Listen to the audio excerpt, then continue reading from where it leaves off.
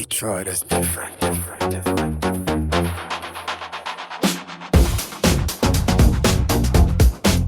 Detroit is different, different,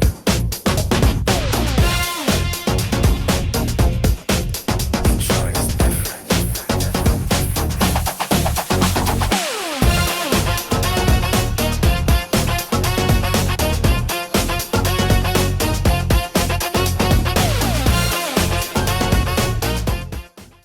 Be fluid.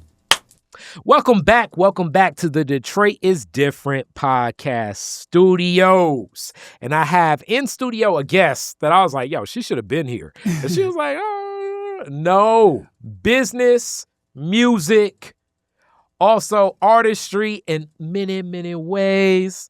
And at this point in time, I've interviewed her husband way too many times. And a lot of the story of him still kind of connects to her, or vice versa, however you want to look at it. With that being said, Tunesia Turner, how are you today? Hello, Khary. Listen, Definitely. I was saying this to you off camera. Mhm. I am really humble. You know, I'm used to being the person asking all the questions. Yeah. I'm very inquisitive, right? So I love to ask a question. So I feel very humble and intimidated by say getting less. the questions asked of me. I'm sure you will throw in some questions there because that's what the conversation go. Excellent. Coming in with the Nina Simone earrings already. Oh, shout out to Etta Fly. I got these at the festival at For real? the Diaspora. Okay. Yeah, definitely. Drake Pfeiffer. Shout out to We Drake love- Pfeiffer. We and Etta love Fly. everything naturally fly with Etta Fly. More than Absolutely. just sweet potatoes and all the good And food Mama over that way. Cassandra and them good sweet pies over there. Yeah. Yeah, they holding it down over on Grand River for sure. All day. Not far from the Mo, as the people call it. Meaning Brightmoor, if you're looking for the formal name of the neighborhood. Yeah. It's the Mo to me. Because that's what people So is that the formal name, Yeah. Demo? Okay. the Mo. All right. Like the D. The D, Yeah. the Mo. Yeah. I think it's like MOOH. That's how it feels a little bit I more. learned something today. Yeah, there you go. So we start these always with you and your people. How many generations deep is your family to Detroit? So my grandmother Got you. moved here from Alabama, Whereabouts, Alabama? Tuscaloosa. Oh, man. So one Yeah. of the bigger cities. Yes. Mm-hmm. Grandfather moved here from Tupelo, Mississippi. Tupelo, another big city. Absolutely. Mm. Of course, moved here for work. Mm-hmm. Grandfather worked at Ford Okay. in the plant. And grandmother was actually a medical tech. She went to Cass Tech High School. Okay. And so did my mother. All right. So my mother went to Cass Tech. My grandmother went to Cass Tech. And my grandmother would have probably been in modern day. She would have been a doctor. Okay. But at that time, that was not the It was opportunities not an usually option. provided to Black folk, but especially a Black woman at Yeah. that time, in She's that day. a very smart woman. So she became a laboratory technician at Sumby Hospital, which was Okay. a Black-owned hospital in Southwest Detroit.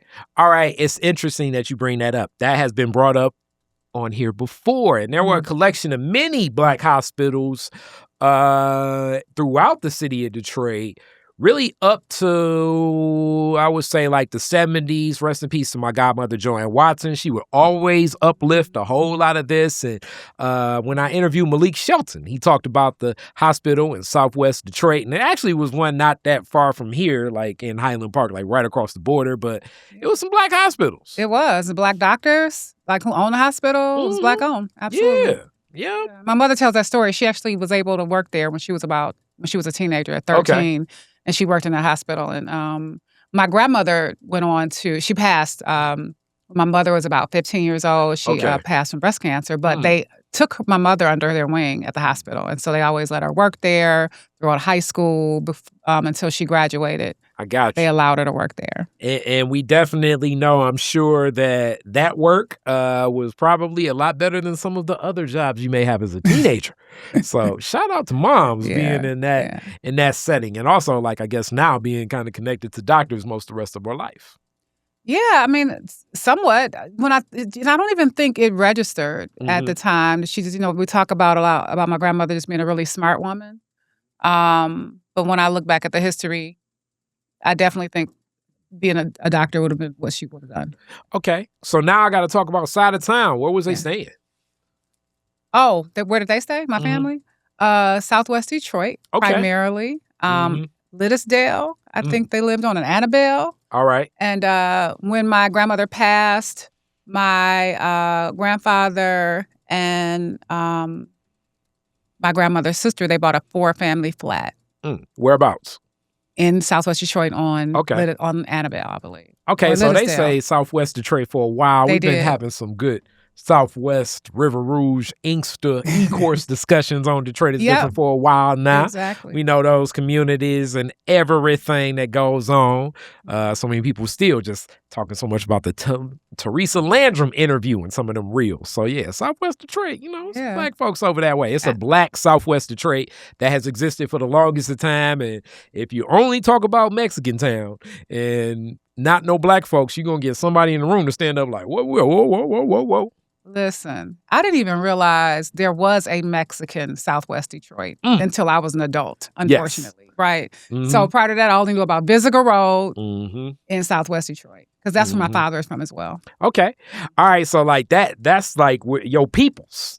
That's your That's peoples. my roots. And oftentimes when we think of that, and then shout out to him, but rest in peace, Herman Davis. But we remember the roller rink in that community. That is what's brought up often. Which one is that? Okay, it is it's two main ones. It's the one closer to Inkster. Yeah. And then it's the one that I think they said like was torn down, and it was like closer to like where Chatsey used to be, like inside like the number streets. I can't remember the name of that one. Mm-hmm.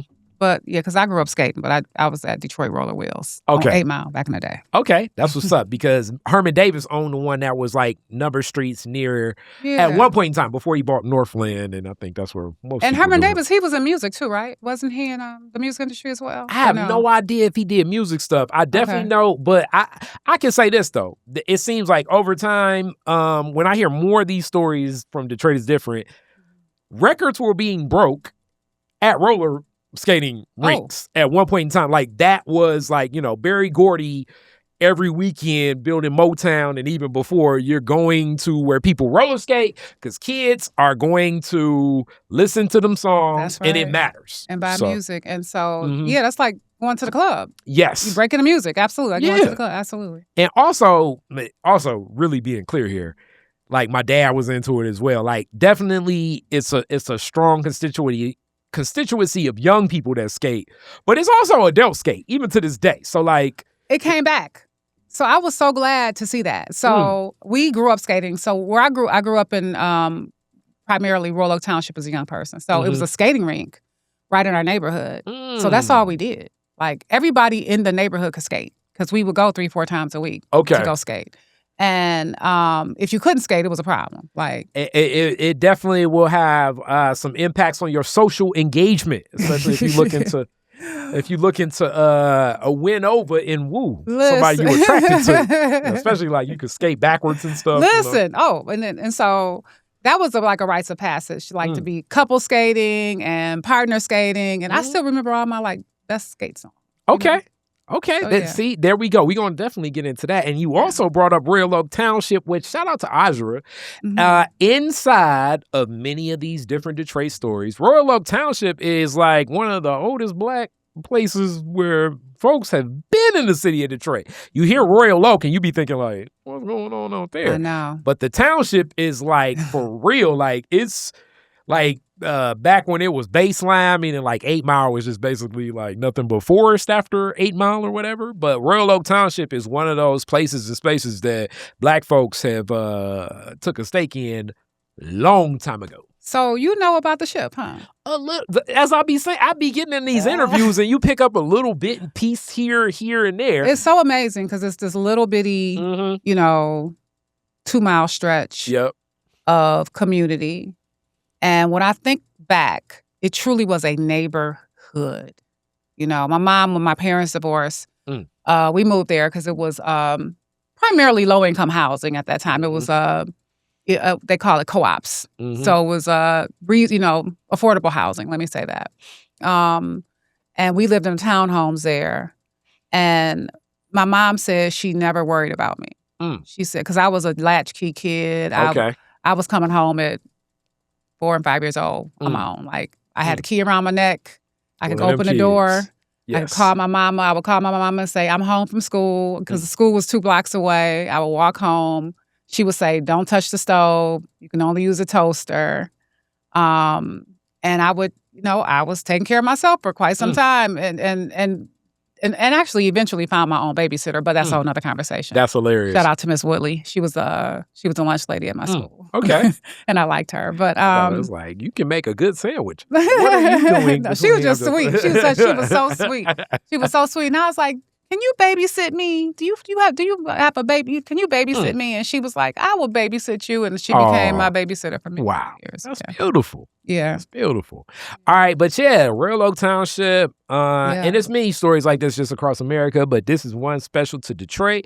A lot of entrepreneurs kind of were there, and those families that lived there for generations. Osro broke down so much of it. And actually, similar to like the Detroit West Siders and stuff, it's some people that like keep the history of that community itself, just period. So So what have you heard about the township? Okay, so the first thing that I heard about it is so as Black folks migrating this way, even before like the automotive industry, but just was migrating this way, period, because of the fur industry and all of that. Running into a couple different things, the difficulty of where you can stay in the city of Detroit, period. You know what I'm saying? Some could say it still kind of exists. And inside of it, Royal Oak Township was more open for 2 types of things, where you could like own and dwell, meaning like you could have like the upstairs, downstairs. So you could have a business like on the first floor and live upstairs.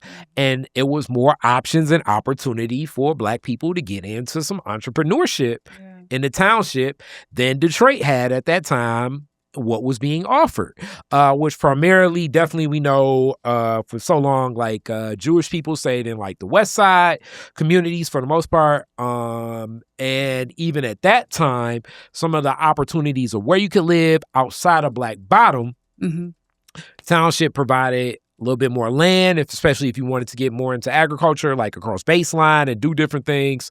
Those are the stories that I've heard from Detroit. Yeah. So, no, that's true. But we lived, like us, in a townhome. So it wasn't quite like we were, it was close-knit. And again, my mom being a single mom at the time, she always was just glad that there was always a neighbor. There was always somebody around. And she said she would come home and say, hey, you seen Tunesia? And they were like, oh, yeah, she over at the Hill on King Street. There was no phones, none of that. She said everybody always knew where you were. And I could always say, like, yeah. All right. So now I got to get into your school journey. Where you go to school? So because I lived in Royal Oak Township, we were always connected to Oak Park schools. So I stayed in the school there in Royal Oak Township until about 2nd grade. And then after that, was started to bus to Oak Park, where it was, very heavily Jewish at the time. I was going to say, like, Oak Park and Southfield, I don't know if people kind of make this connection, definitely, like, up throughout the, like, depending upon where you're there, 80s and even 90s, it's damn near, like, a whole Jewish community. Oak Park was Jewish. And so my mom tells a story because my mother has a history in real estate. So my mother was a banker. And then she would do real estate on the side. She became a real estate broker and a realtor. But she bought our first house. So she moved in the township because she wanted to own her own house. Because in the township, it was a co-op. So you didn't own the property. She wanted to own her own standalone property. And she bought it on land contract. And so my mother always talks about the history between Jewish people and Black people and how the West Side became...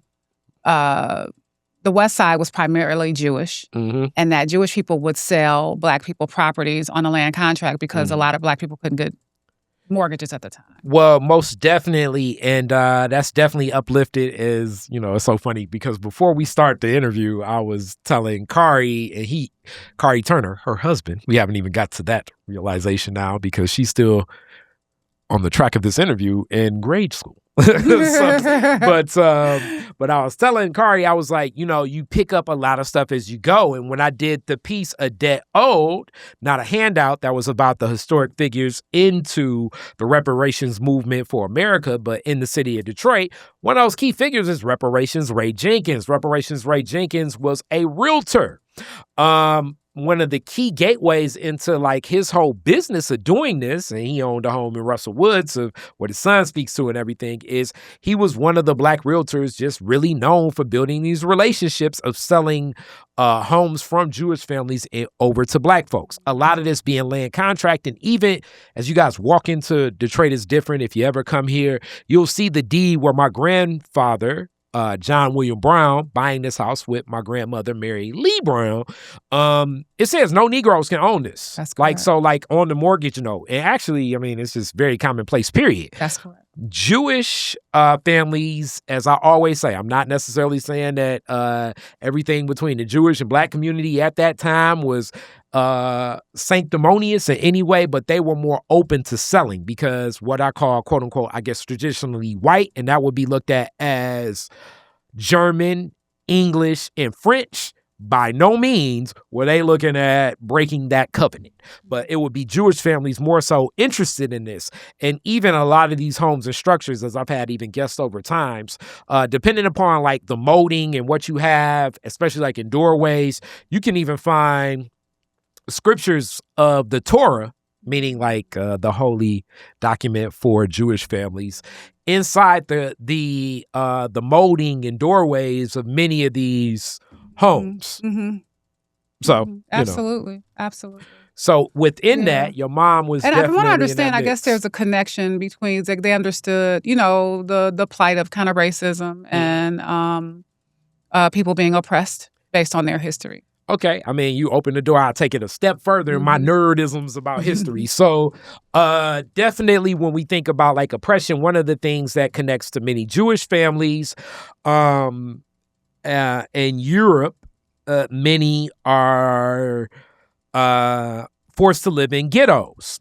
Ghettos, like I guess we may know, like more colloquially, and shout out to Donny Hathaway, love him, or Too Short, or like I'm old as hell. I don't even know what the ghetto, more modern day. But ghetto was really a mixture of all different cultures of people, and many Jewish people were definitely like. Jewish people, what would be looked at as gypsies or Arabs, and would immigrants be primarily, stuck, right? Yes, in these communities, and also like other things. So like, you couldn't do like banking and things like that. This actually is like the grounds of what creates the Rothschild dynasty, because the eldest Rothschild learns, because these people are like moving from ghetto to ghetto to ghetto. So like, you're in like a Germanic province, and then you go to a French one. We got to trade this money over, and that's what really builds that. And this always kind of builds these relationships where Jewish people are like, look, because we're gonna be in ghettos and we know we're dealing with worse conditions, we got to kind of work together to navigate this. So it's a contextual history to a lot of this stuff. Yeah, I'm actually reading a book. I'm not very far in it, and it's called, oh my goodness, I'll get the title. But it's primarily about the Jewish plight and how the thinking behind their entrepreneurship. And a lot of it definitely kind of comes from survival, but definitely when we think of like the largest banking family, the Rothschilds said it is, eventually he has 5 sons. Each one of those 5 sons go to different places throughout Europe, specifically like port-based cities. And just due to that time, they basically are like very foundational in currency trades because, your brother here is in Germany. Your brother there is in France. We need to swap out some money because people are like going to do this expedition, which expedition I think is the, what would we say? It's the way you'll read in a textbook way of talking about colonization. Expedition, is that right? Yes. That's the word. Huh? Expedition. Okay. Yes, exactly. You know what I'm saying? What do they call it? Frontiering.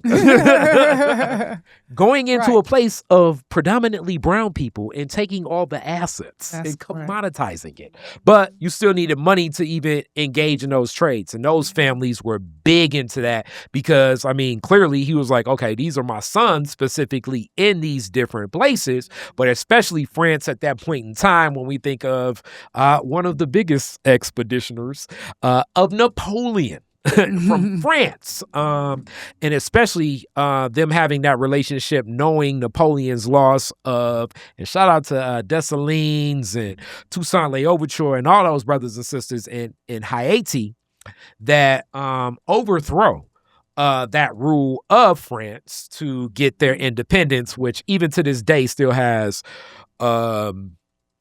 so much of the atrocities that they deal with, because I don't think most people know this, but the debt, the nation of Haiti is still dealing with debts that are honored from these Western nations from the overthrow of Napoleon for their independence to this day. That's what has Haiti so impoverished to this day. So, this is deep history. The science of it all. It can go deep. It all goes together, right? Mm-hmm. It all works together. Yeah. All right. So you're there in the township and going to Oak Park schools at a time. It's so interesting. I was at the Oak Park Juneteenth a couple weeks back. You know what I'm saying? You know what? Shout out to them. I want to give a real big shout out to them. That my son, this is his second year. He won the arts and essay contest. For real? Yeah, he did. I was reading those essays. So that means I read that essay. You did. Okay. Yeah. He did an art piece and an essay. He did the piece with MLK, John Lewis, and what you call it? Haley Stevens spoke briefly at it and uplifted your son's piece, because I was sitting in there. Yeah, one of my friends from middle school was like, "You come into this," and I was like, "I'll come in there for a moment." You know what I'm saying? Yeah, I really appreciate that they do that. So this is his second year. His second year entering, and I just appreciate that they showcase the kids and give the kids a platform. Definitely. Especially like when we think of like some of what we're talking about, and even like the center across the street that's being built. I'm sure when that's going to be built, it'll be more, because that Juneteenth committee is growing, which I'm assuming that'll grow more and just create more opportunity and platforming things. Yeah, they are. So they're doing a really cool. They just did a hub. It's called a entertainment hub there, but they're also building a new state of the art community center. It's going to have an indoor pool, the gym whole and all nine. that. Yeah, absolutely. Okay. So when you're there, as we kind of on that topic, what are you into? I definitely know some of the story as it goes, but what are you into like in middle and high school? What's your take? What's your vibe and what you focus on? When I look back, it was always music. Always. In fact, I'm so grateful that I went to school at a time where there was still arts in school. So I always gravitated toward the creative part of school. Okay, so I definitely know you're a vocalist. Was it always like, did you start in vocals or were you on an instrument first? There's music and theater. So I actually toured with some of the gospel productions for a few years. Wow. As a kid? No, not as a kid. Oh, okay, as an adult. Later in life. But as a kid, I was in every production I could be in. So one of my friends joked, they had a talent show. And I don't know if you know who Mark Kitchen is, but he's a world-renowned DJ now. Okay. But he was a few years younger than me, and he had a little band. Okay. I shouldn't say little band. He had a band. And I was already in a couple of scenes with other people. So I ended up being in like 4 scenes in the talent show. And so one of my friends came back the next day. They were like, "Did y'all go to the talent show last night?" Tanisha was the talent show. She was in every scene. Hilarious. But that means you were talented. Well, I just loved it. So now I can't even say I was super talented. I just loved doing it. So I kept doing it. Okay, so I do got to ask within that. I always ask this for any artist. When did you recognize that, like, okay, I'm singing better than some other people? Because, like, in a choir, I definitely would be back row. You know what I'm saying? So when did you notice, like, no, I'm kind of good at this? So I have to honestly say, because I've always had perfectionist tendencies, I never thought I was that good. Okay. So when did you first get, like, people some just accolades? Kept asking me to do things. So every year they had me sing Lift Every Voice at the Black History. Every year they always ask me to do that. There we go. And then my friends would ask me to do things, and I would do it. And like I said, in the talent show, people say, "Hey, you want to be in this group or band?" And I would also do it. And as far as like acting as well, what was the first production you remember being a part of? It may have been like a church, like you know what I'm saying? Ain't no telling. Well, but first of all, the first song was "Shout Out to Miss Woodley, the babysitter" that I met when I was in first grade. There we go. Started to babysit me. She was really big into church. All her sons could play instruments, and she was a big. She was my second mom, so she used to take me to church with her all the time. So one day she was like, "I'm signing you up and putting you in this production." And I was all of about 7 years old, maybe 6 or 7. Okay. And she made me do a solo. And I remember being terrified. What was the song? It was Reach Out and Touch Everybody. Somebody's hand. Okay, that's definitely at that time a more progressive church because they'd be like bringing this worldly music. Oh no, I did that, but I also did. It was I Come to the Garden. Okay, there we go. I Come to the Garden album, yeah. There we go. And so she was so proud of me. I got up there in front of the church and all the front of people and did it, and I was probably 6 years old. So and that was the first solo ever. And even though you talk about being nervous, I mean, even to this day, stage fright, nerves, I mean, it happens to many people. So it's not one of those things where like, just because it's the first time. It never goes away. Like and so praise God, I've been on many stages, right? It never, and I remember I was talking to a friend of mine who is a national artist, and he was performing with Patti LaBelle. And he said Patti LaBelle was behind the curtain, nervous. And I was like, oh, it never goes away. You know, and he said it made him feel more secure because he's like, oh, even Patti is nervous. So I can be nervous too, you know. So. I love some Patti LaBelle. So she's gonna be here. Many. She's coming to music halls. I saw that. Yeah. I saw that. Patti's so I collect amazing. many of those stories of which I've heard, but yes, I can only imagine. She's what, 80, still doing it like. I love during the verses. It was so funny, her, and I love Gladys Knight too. I think I probably like Gladys Knight's music more. Gladys is one of the baddest. Yeah, so I saw Gladys. We saw her in Canada, and when I tell you, she sounds just like the record. Hey, Gladys Knight is amazing. Yeah, she's one of the baddest. Gladys Knight is amazing. One of my favorites. I just remember during the verses where Patti was like, I can't be remembering all these lyrics. It was like, that is so the Patti LaBelle that I like to be. Just real with it. Absolutely. Right. You've seen this stuff when it's on. And it's like, I feel you. Yeah. Swiss Beats and Timberland did not put together enough of a package for memory. They needed confidence monitors. That's what they needed. Confidence monitors. Yeah, you got that right. You got that right. Yeah. So okay, you start there. Definitely with a song that people love, especially like here in Detroit. I mean, look, I'm wearing Diana right now. I know, I love it. I'm sure like the applause. What's your thought process? Because I'm sure they love it. Sure. So then when I was about in 7th grade, I at that point, my family, I grew up in the Shrine of the Black Madonna at a very young age. A lot of my family was in the Shrine. And so for a while, we then kind of disconnected from there. We didn't go to church. So I started going to church with a girlfriend of mine in middle school. My mom tells this story, and I started going to church with her. And my mother, I told my mom, I like this church. I think you should come with me. And now my mother belongs to that church to this day, and she's a minister there at that church. And so she stayed there for many, many years. But anyway, I got into the young adult choir at that point. What church? Oak Grove AME. Okay. Yeah. All right. Oak Grove. Yes, AME. Okay. African Methodist. So that means right. you definitely Episcopal. Can, with that, yes, with them AME churches, you're going to get some flavor in the food. And also performance, most definitely. And also sermon, too. You know what I'm saying? You know what I'm saying? If it's, so I, started in the choir there. And it was just a love. I always loved it. Loved doing it. And, and if I could go back, I always wanted to go to the FAME school. Like, DSA didn't exist. There was nothing like that.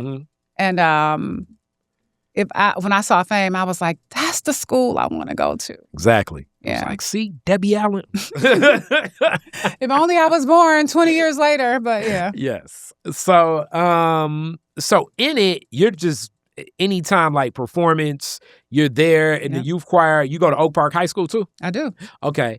All right. So that existing at that point in time, I'm sure by high school, you're now probably getting offers to like, hey, you want to go to the studio? Let's sing something. Not quite studio by high school. Okay. I can't say that. Okay. But I'll just say, that's when I was in a lot of talent shows kind of thing, but not really. And I don't even know if that was a thing back then. People couldn't, at that point. Okay. So after high school, was your thought process singing? Nope. What were you thinking? No, I went to Clark Atlanta. Okay. For communications. My thinking was entrepreneurship always. I always wanted to be an artist and an entrepreneur. Okay, so now you touched on Clark Atlanta. Yes. So I definitely got to ask this. What era Atlanta are we talking? Mid-'80s, late 80s, early 90s, when? Mid to late 80s. Okay, so when the Freaknik was actually a picnic. I was just about to ask that question because Hulu has the documentary about it. And basically it goes like this, which I think it happens at many schools. And we definitely know the relationship between Detroit and Atlanta. It's existed for a long time. Yes. But a lot of Detroiters and kids from DC are big in it because it's like basically like when you're on break, some students have more money to travel back and forth home. And some is like, we got to stay on campus. And basically it's like, hey, if we going to stay on campus, we might as well, do a little barbecue, make something happen. Yes. That starts Freaknik. It was amazing. Like, I remember the first year I went to the picnic Freaknik. People had blankets everywhere. People were barbecuing. It was just a big, gigantic picnic, and it was so much fun. All right. And also Clark Atlanta, so people know it's like AU. So it's like multiple schools at that time. So it's like Morris Brown, Clark Atlanta, Spelman, and Morehouse. These schools are there for a long time. But definitely at that time, like if you go now, like, which, I mean, good reason, like for security. You're not getting on any of those campuses now with security, but. I haven't been there in many years, so you can't. So when I was there, it was, it was right in the middle of the neighborhood. And that's exactly what I was about to talk about because my cousin started Spelman in 88. And I remember we drove her down and just certain stuff just stick out in your mind as a kid. That was one of them. Plus, shout out to my cousin Nikki. Nikki was cool. You know what I'm saying? But that's what it felt like. It felt like you are in the neighborhood. And they okay, call and when the we say that, neighborhood it's the hood. It you is know what I'm the saying? Yes. hood. It's like the hood where to the point, like even to this day, it's like people, it's like that person with that pit in the barbecue, they're not licensed with the and I almost, I almost feel like it was an experiment because you had all these college kids walking through and they called the people who live there called the neighborhood the bottom. And so and they like, oh, I live in the bottom, right? And maybe it's because it was the bottom, like you had to go down the hill too. It was the bottom of the hill as well.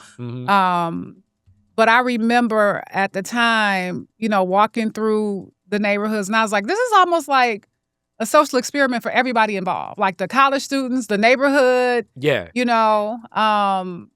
But it was, and the kids from the neighborhood would come play on campus as well. And also, let me say this too, okay? Because I am 43 years of age now. So when I go there at 88, I'm younger, but I'm still just this inquisitive mind. So, and this is no offense to Atlanta today, but Atlanta then,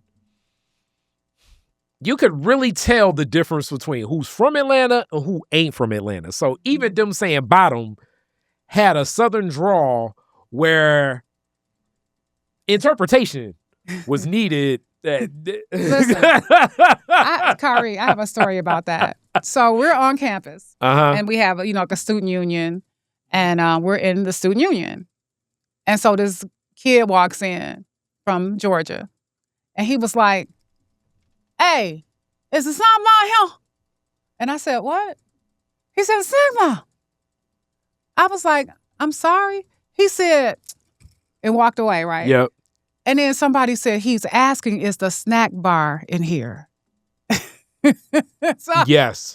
I was like, you know what? Yeah. But I have to say, Georgia. You pick it up, but listen, it takes a while. Whereas right now, I would say, and I mean, it's just, more people are there that ain't from Atlanta, but definitely like situations like that were extremely prevalent. And they would call me the city girl. Like when I met, when I met, people, I met guys, they're like, oh, you a city girl, right? But I have to say that when I left Detroit and to go to Atlanta, and just that whole Southern hospitality thing is real. I really had to lower my guard. People were speaking to me. I'm like, who are you talking to? Yep. We go to restaurants. Everybody's friendly at the time. Atlanta's very different now. Definitely different now. This is many years ago. The guys will go out their way to make sure you walking on inside the pocket of the street. Just like, yes, it's like, depending upon where you go, you know what I'm saying? I could say that snapshot of Atlanta, because I remember it from my cousin Nikki and going a couple times then. It's definitely was, it's like, okay. The thing it's that I different have to give Atlanta credit for, though, is because even when I was there many, many years ago, they had been growing for here. 20 plus years, and they've Mhm. continued to grow. Like, Yeah. the growth and it's crazy, right? And so all the things that they were talking about doing, Mhm. they've done that 2 and 3 times over now. Okay. And then Yeah. also being there, you're watching Freaknik happen, but it's also like the Atlanta music scene. That's LaFace Comes had to just life there. come. Like, so LaFace Records Mhm. had just come to Atlanta. They were saying Mhm. that Atlanta's going to be the entertainment mecca. They're going to be movies there. We're like, okay, yeah, right. No, they did all of it.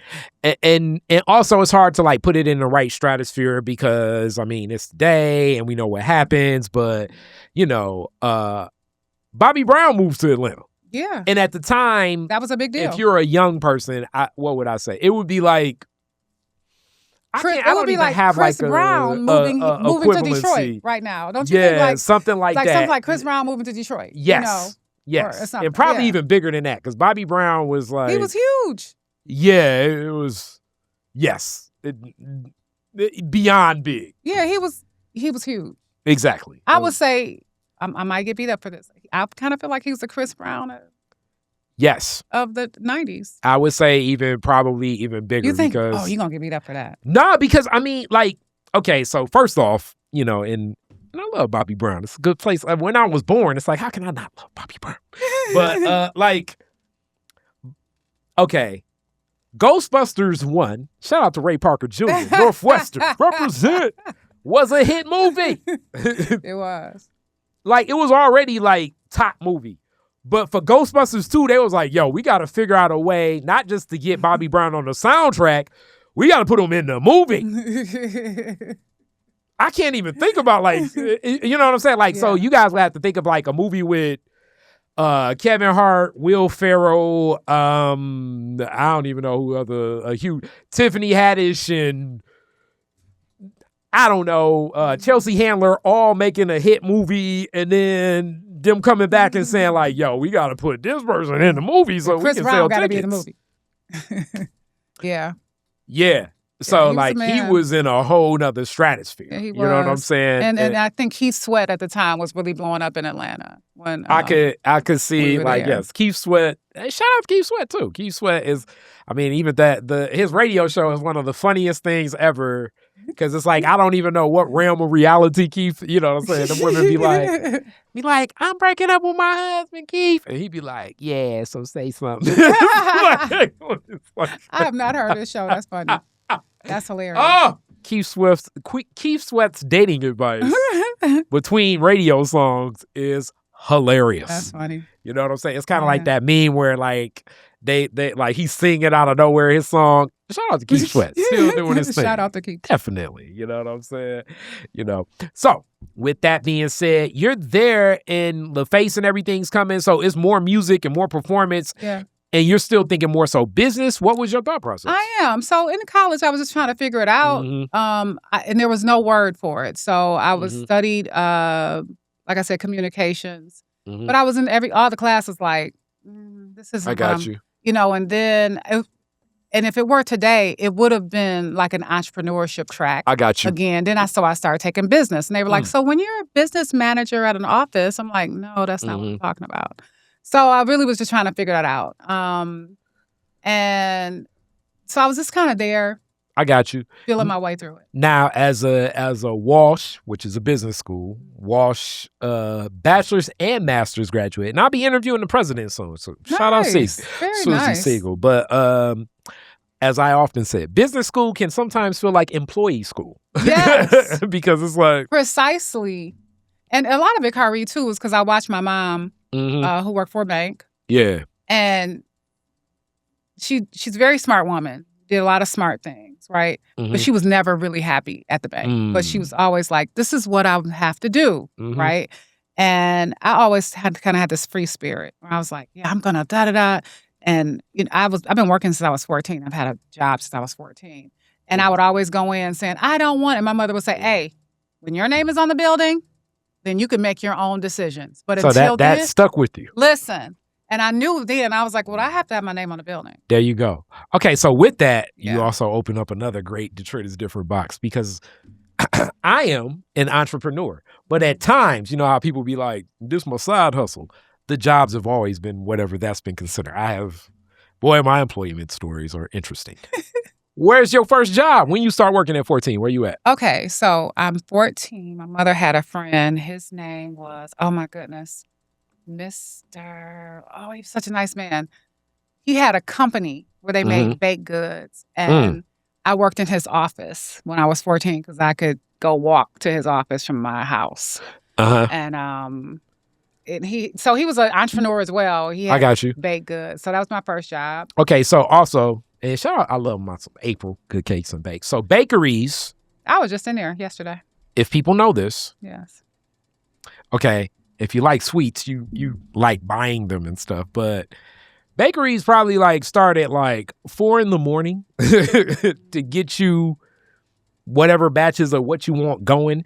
Hence, this is also that relationship between cops liking donuts, because some of the bakeries just said, this is better just stay 24 hours because somebody may walk in here at 2 o'clock in the morning. We can sell a couple of these batches that we got offhand or what was day old. That's what starts that relationship between cops and donuts. Because at one point in time, that would be the only thing open. Wow. Good info. And also, this is the other thing about a bakery, if you ever worked there. It's multiple things, but it's hot as hell in the summertime working at a bakery. Have you worked in one? Have you been? In my iterations of jobs, I have been a truck driver where I deliver food products. So some of the food stuff I had to deliver would be to bakeries. Oh boy. Yeah. Oh, yeah. Yeah. Oh, yeah. Shout out to Good Cakes and Bakes. April is amazing. Yeah. I was in there yesterday getting a delicious cookie. Yeah. So, and this guy actually was a pioneer. Because he had a baked good distribution company. So I worked like in his office for a while. Cool. Yeah. All right, so you start there. Where's your next job? Domino's Pizza. Domino's. I've worked at Pizza Hut. Domino's Pizza. I was 15. I'm sure I gained 15 pounds working there because they would give us pizzas at the end of the night. There you go. I also worked at Hardee's. Hardee's. And my funny story is that this is also when I knew I needed to be an entrepreneur. I worked at Hardee's, and they wanted me to clean behind the milkshake machine and all the sticky milkshake. And I was like, I'm not doing that. Like, that's ridiculous. And they were like, well, you're going to get fired. And I didn't do it, and I got fired. And so I came because I was like, I'm not cleaning, scrubbing. I just wasn't doing it. I had a standoff like that at Burger King. I think it was worse because, like, okay, oftentimes it's just that when I worked in what do they call it? Quick service restaurants. When I worked in the quick service restaurant industry at Burger King. They would usually hire somebody that really wouldn't do nothing but the tasks that other people wouldn't do. Yeah. And one of them, I remember, he was like, shout out to Frank. Frank was like, you want to work 4th of July? You get pay and a half. I was like, pay and a half? I'm up in here, you know? And nobody was coming in. It was like, okay, in my mind, I'm going to just be sitting around listening to No Limit and DMX all day. That seemed like what I was going to do. Frank was like, let's do what we usually don't do. Can you clean out the dumpster? I was like, what are you talking about, Frank? Hell no. You don't pay me enough for that. Exactly. And that was the Burger King. I was devastated, though, when I got fired because I had never gotten fired before. Oh, I don't think I lost my job for that, but Lord knows. I mean, I came home. I was devastated. I was like, Mom, it's going to go in my record. She's like, what record? You're fine. Like, don't Hilarious. Yeah, they used to be like, oh, it's on your permanent record now. Yeah, but I was not cleaning behind that milkshake. I don't blame you. I wasn't doing it. I don't blame you. Yeah. All right, so the thought process was that, so you get to college, and you said you kept working. What were you doing in Atlanta? So, primarily in school. Okay. And I was a telemarketer. It was awful. That's the worst job in the world. I've had that before. Man. I had that before. It's the most horrible. Like, you are paying to be just, humiliated and yeah. You really got to have. In 1999, if you received a phone call asking, do you want to help out the Michigan sheriffs and get a decal on your car? That was you. I did that at a time. I don't even remember what we were selling. It was bad. So I was like in a call center. Yeah, call centers jobs. Oh yeah, you could get them. What's so bad? My record was so bad one time. Now I look back and I recognize why I ended up with a demerit. Because I actually went back to that call center maybe like 5 years later or something. They were like, this is on your record. Okay, but I forgot who the manager was. But it was all these guys working there. And they finally hired a woman. I was like, damn, about time y'all hired a woman. That pulled me to the side. And I found out all about like EOC and all of this stuff. And I'm thinking to myself like, wow. I made an observation that was real. You know what I'm saying? Yeah. But then again, like I say, employee me was not, especially at that job. Yeah. Call center stuff was definitely working there. You know, that Bernie Mac joke where he'd be like, when black people go on break, we break. You have like a 15-minute break. You'd be like, try to get to the car, listen to half a song, get something to eat.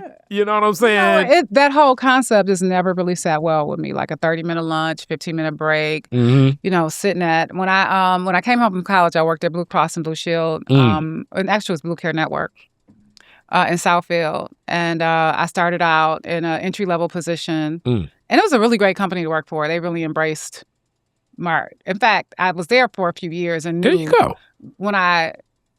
First of all, I would wake up in the morning, it was dark, sit in a cubicle. And leave and it was dark. And I was like, this is absolutely not for me. So I learned that I learned in my very early 20s that the corporate way was not for me. That At was least not going to vibe. Right. Yeah, I think for me, especially like with the call center stuff, it was which I understand it.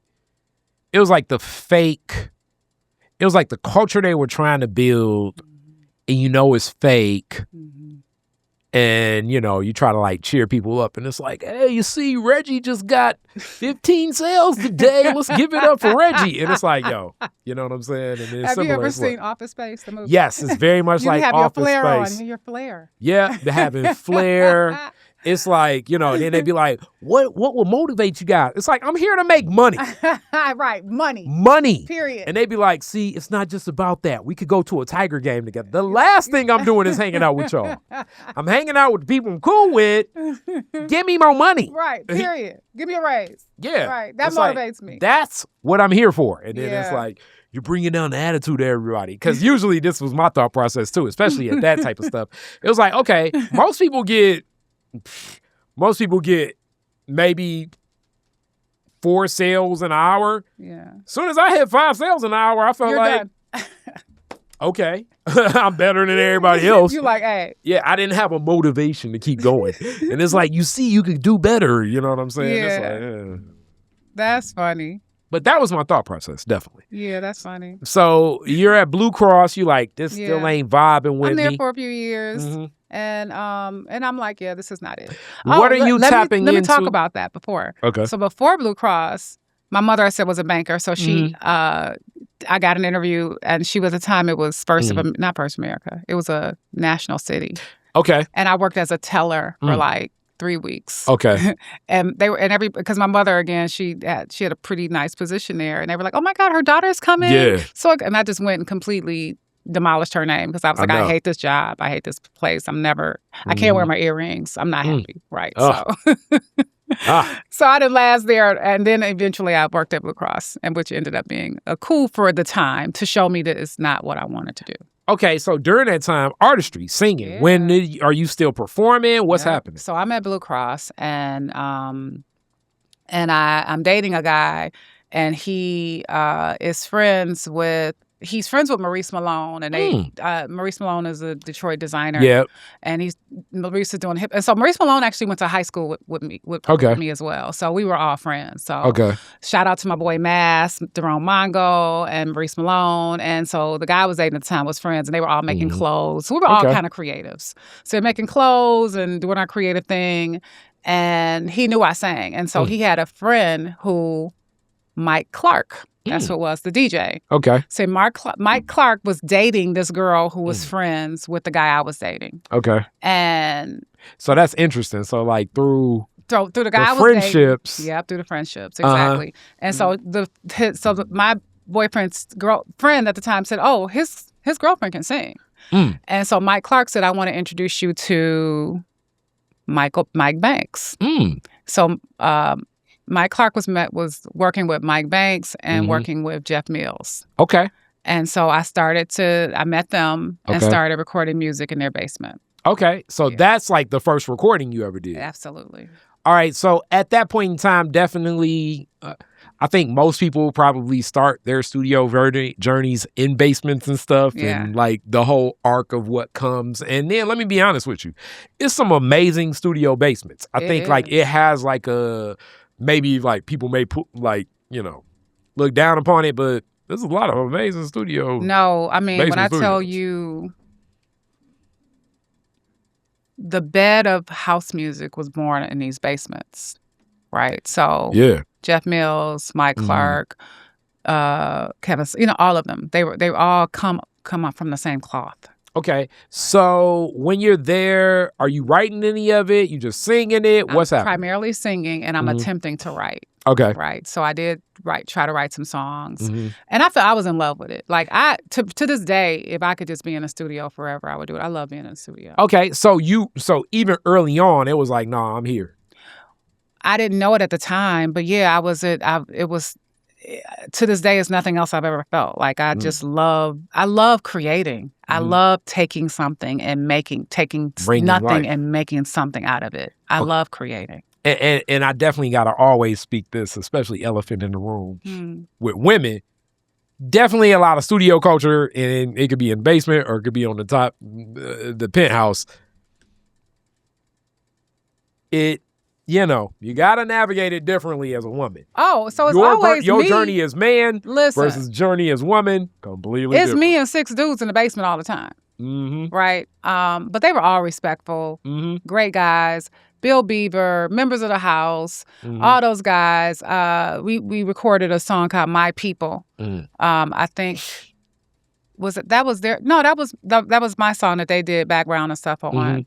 That ended up, I think it did pretty well in Europe. Okay. But yeah, it was. I loved every minute of it. Yeah, I've just got to always highlight that because I Yeah. know different people's journeys, and I Yeah. know often in all SADs, navigating what it Yeah, is. sure. Then also comes the next thing. So you're singing, performing. Does your mind think this is what I want to do, or was it just like I'm loving doing this? It was primarily more like I love doing this, and I'm just going to keep doing it Okay. as much as I possibly can. And then I had a girlfriend, again, through a mutual friend. She was a playwright, and she was working with Mike Matthews on the Mama Don't production. Okay. She called me up, and she was like, you should audition for this play. And it goes on the road. Okay, so, all right. Now, I know you did, like, plays in theater back in like but in grade school, but just did you pick up anything since then? No. So that was the first time. So she called me up and she was like, they're looking for somebody to fill this position in this production. And I think you could do it. And here's the audition. Go down there tomorrow and do it. Where was the audition?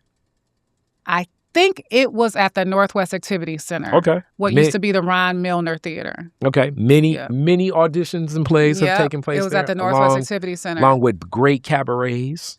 Some good basketball games and whatnot. I auditioned and then they offered me the part and I'm leaving within 3 weeks. Wow. To go on the road. And I was working at Blue Cross at the time. Okay. Go on the road. Where were you going? We traveled all across the United States. So I was on the road with them a little under a year, I think. But we did all the South, some of DC. We traveled literally. I got to see the majority of the country on the road. Okay, so also you're younger at this point in time and all of that stuff, like navigating, you thinking about things less. But the stages and the places, now that you're traveling, are you thinking like, okay, let me lean more into like singing musicals and acting, or what was your thought process? So when you're in the midst of it, you're just trying to navigate the process, right? So I wasn't thinking, I'm like thinking I need to know the part for this. I don't know what's next after this, you know. How do I get better? How do I improve my skill set? Primarily, how do I navigate? Because being on the road, we used to joke about it. When you're on the road with a group of people, it's like dog years. So 1 month is like 7 months of life because you're together all the time, And so I was kind of thrust into a group of people that had already been together. So I kind of had to figure out how to fit within that, navigate that. And the other thing about road life, and shout out to those that can navigate it, and I think it lends itself to younger people because of it. It's, hotels, food, when you wake up, when you go, you traveling at different times. It's like when people be like, man, you still got access to hip hop shows. I'm like, yeah, but the culture of what that connects with, and you're doing two things. You're either trying to check in early to drop stuff off so that you can leave earlier and just go to the next city, or the opposite. And you know what I'm saying? The margins of checking into these hotels, and it just, your presence of mind has to be in a space for that, because even food alone can become, Well, that's when I learned the word per diem. Per diem.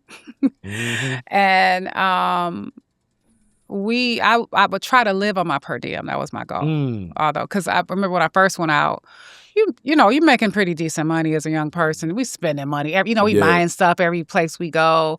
And then eventually I was like, I need to start saving this money. And so I started to try to live on my per diem. But you are right. It's a pace. Yeah. It's a different pace. It's a completely different pace. Yeah. And the truth is, I liked the pace. Okay. I liked waking up and be like, where are we at now? I enjoyed the pace. But I can imagine, I don't think I would want that to be my life forever. But I enjoyed the adventure of new cities, feeling the vibration in different places, feeling energy in different places. And then the other thing about it too, depending upon what you're doing and how you're doing it, I know with our rap tours, it'd be you try to go to the mall, pass on some flyers and stuff, but you're probably not having enough time to really, you probably can do 1 or 2 things. It's not like you can really do everything. Be immersed. You're not going to be in New York on tour and be like, I'm going to do this today and that tomorrow. No, you kind of got to. Yeah. That's true. Our friend, so we'll talk about Black Bottom Collective, but the DJ, DJ Carl, he's been all over the world. Yeah. DJ Invisible has been all over the world 3 times. And he talked about how he was on tour with some people and how they were never leaving the hotel room. Yeah. And he's like, how you going to see the place? That's the whole point of us doing this. So you have to be real deliberate and intentional. So we liked it. If we stayed in the city for more than 3 nights, it was a good pace because we could actually have time to go out to dinner or meet people and that was great. Yeah. Because, you can easily just be in hotel and then, now I think, you got maps and all these other before online. You just navigating. Yeah. Amenities. You just basically what you're doing is navigating. You checking in and hoping that the person at the hotel, somebody you see at the hotel look kind of cool, something worth checking out or going to. But definitely even back in the day, it's always let's just go to the mall where Black people at.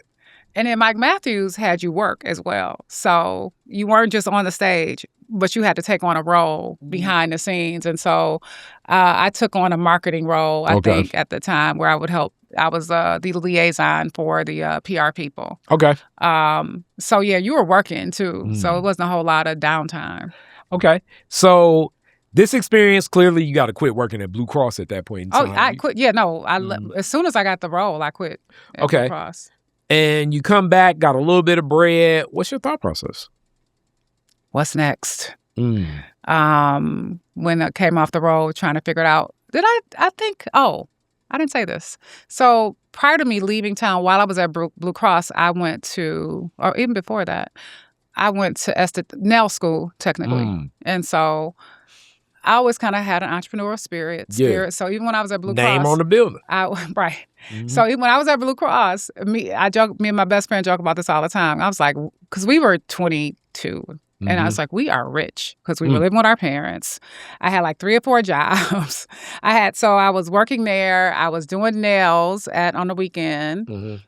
I was selling candy Mm. from my desk. I was selling You was like the person with the Jafra dentist. and Diamite and all the like.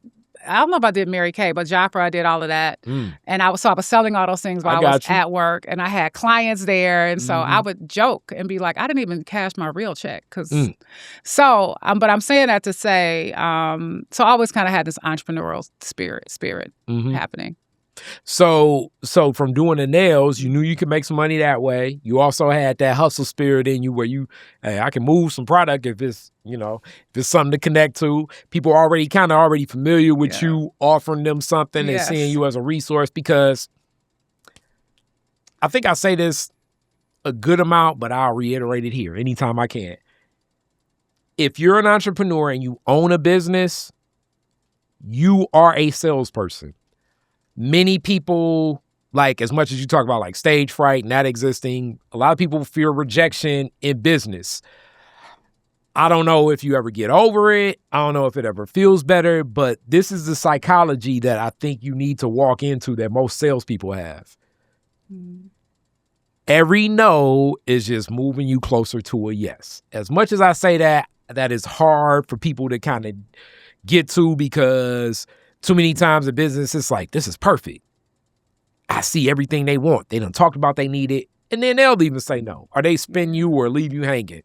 You got to keep on going, because sales is the only way you're going to be in business. And that is why I think so many people don't want to get into entrepreneurship. It's the fear of rejection from the sale.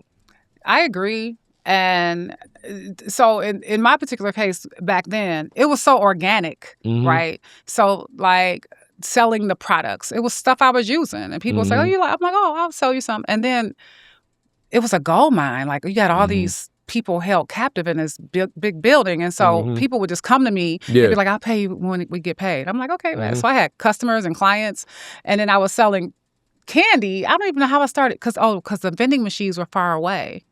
So I would keep candy at my desk and keep stuff at my desk, and people would be like, come and get some candy bars from me. Hey. And so it was just kind of, I was feeling a need, and that's where I'm going with this. I saw the need, and I just kept feeling the need. Yeah. It's and like you say, you get better at even dealing with it, how to handle it, because all of this stuff, I mean, I've even done door-to-door sales. My dad's done it, and it's so weird because it feels different, but you start even learning how to respond to this person's first rejection. Yeah. Because oftentimes, like any real salesperson, as they say, is like they gotta say absolutely no. Because if not, they leaving the door open.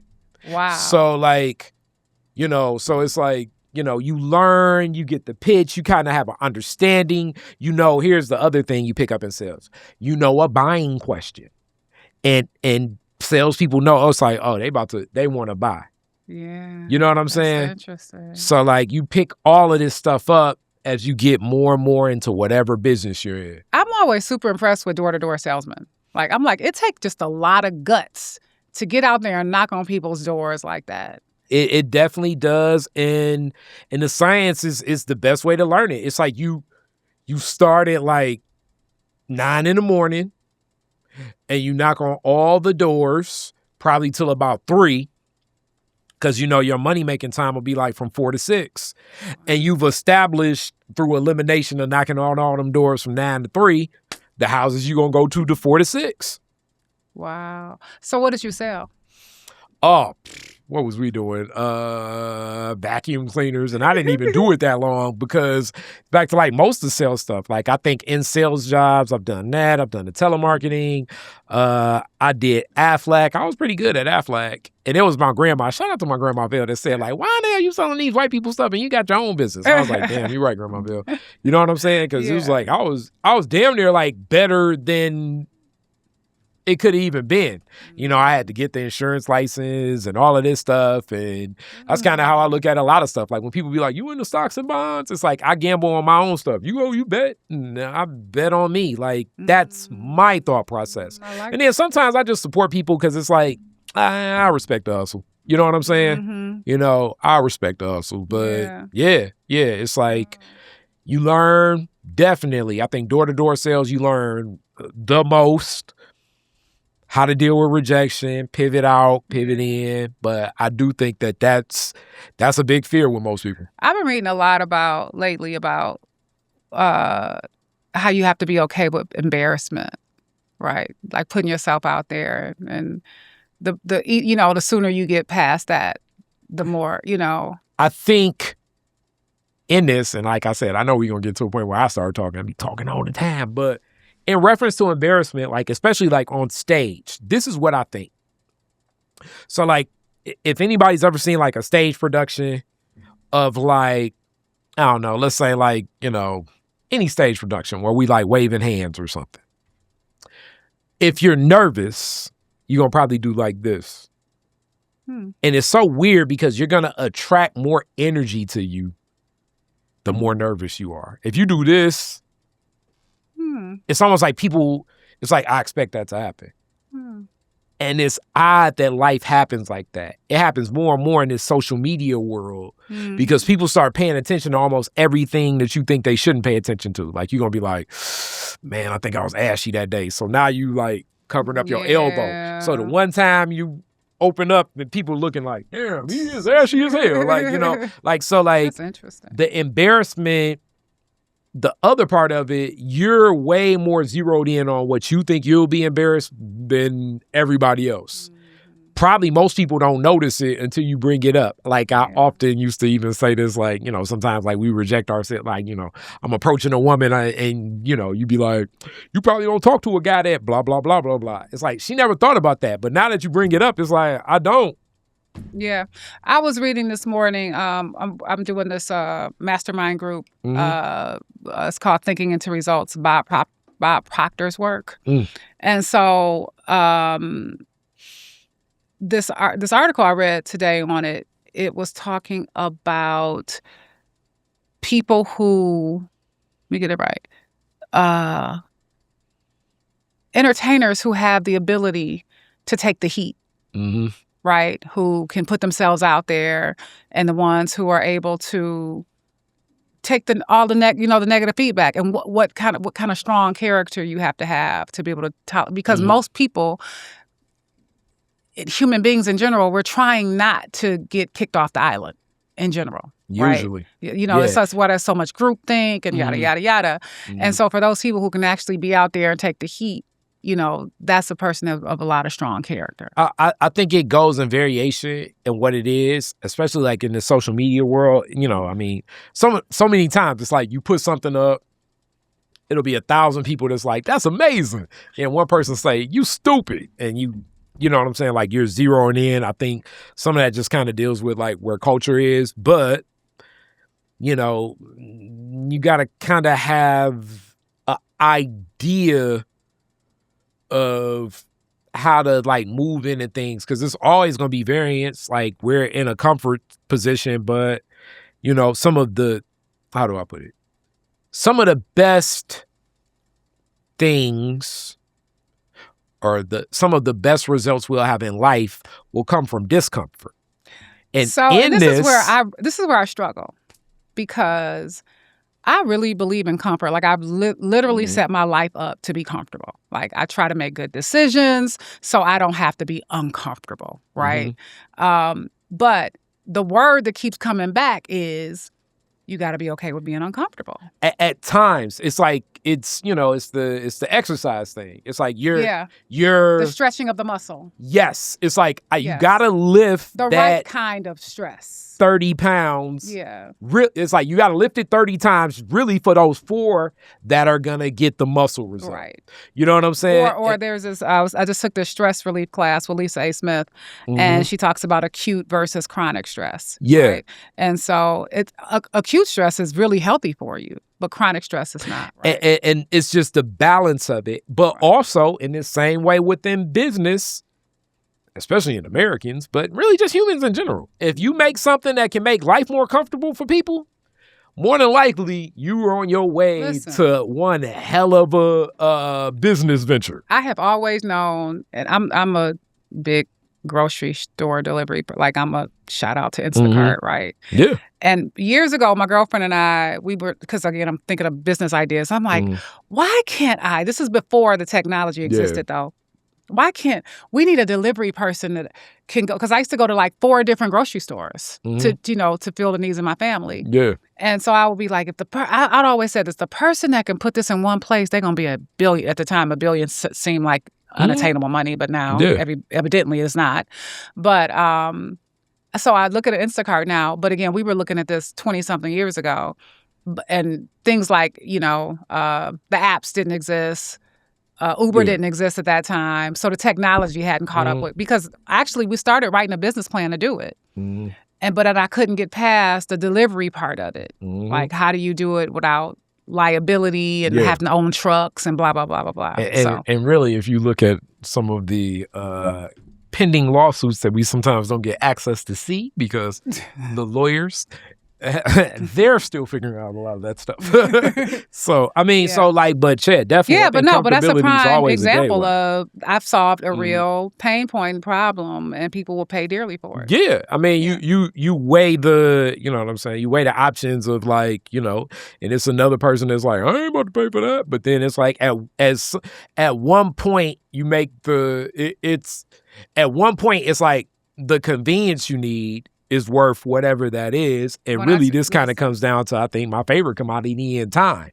So it's like you could say, okay, I can go to these 4 grocery stores and it'll take me 3.5 hours within all these stores open at 10 a.m. and close by 9 p.m. So it's like, what's the value of these 3 hours within this window of time in my life? And sometimes it's like, okay, nah, I got the time to spend to it. And sometimes it's not. It's all based on like you making that decision. It gave me years back. On my life. That's all I gotta say. Like I would pay dearly. And it's many people that make those decisions. I pay for my time.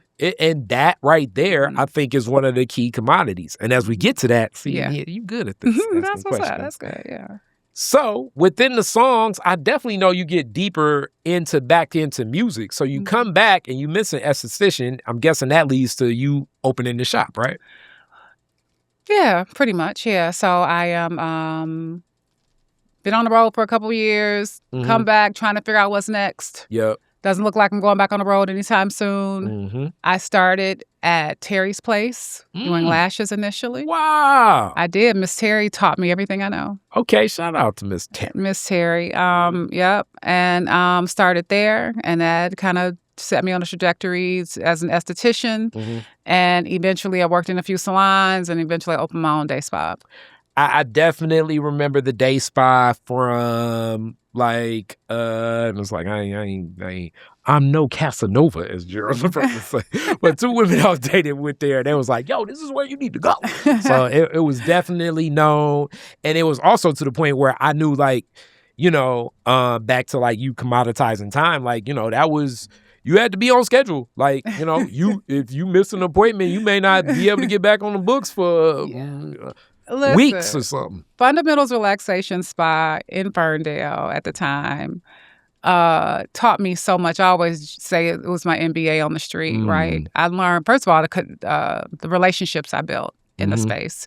And one of the things that stood out was, because we did so many gift certificates, how many men would come in and take care of it was the most beautiful thing to see, the way the men would come in there and purchase packages for their mothers, their sisters, their girlfriends and wives, and just do it consistently, right? And so their men, I knew just because they would come and they get all of their family, their gift certificates there at the time. So it was a beautiful, beautiful experience. I think we were there for about 10 or 11 years before I sold the business. Yeah. Yeah. I mean, like I say, I knew. So it's so weird because our connection is first through BBC. Yeah. And then it was somebody that says, like, she owns what you... I'm like, for real? Like, damn, she doing both? God, damn. It's like, I need to do more. Not doing enough here. Look, I love this story. So we, at the time, Black Bottom Collective, my husband and I started a band called Black Bottom Collective, but at the time I was owning the spa. And so I primarily managed the spa, but I also did eyebrows. So I only did the eyebrow clients.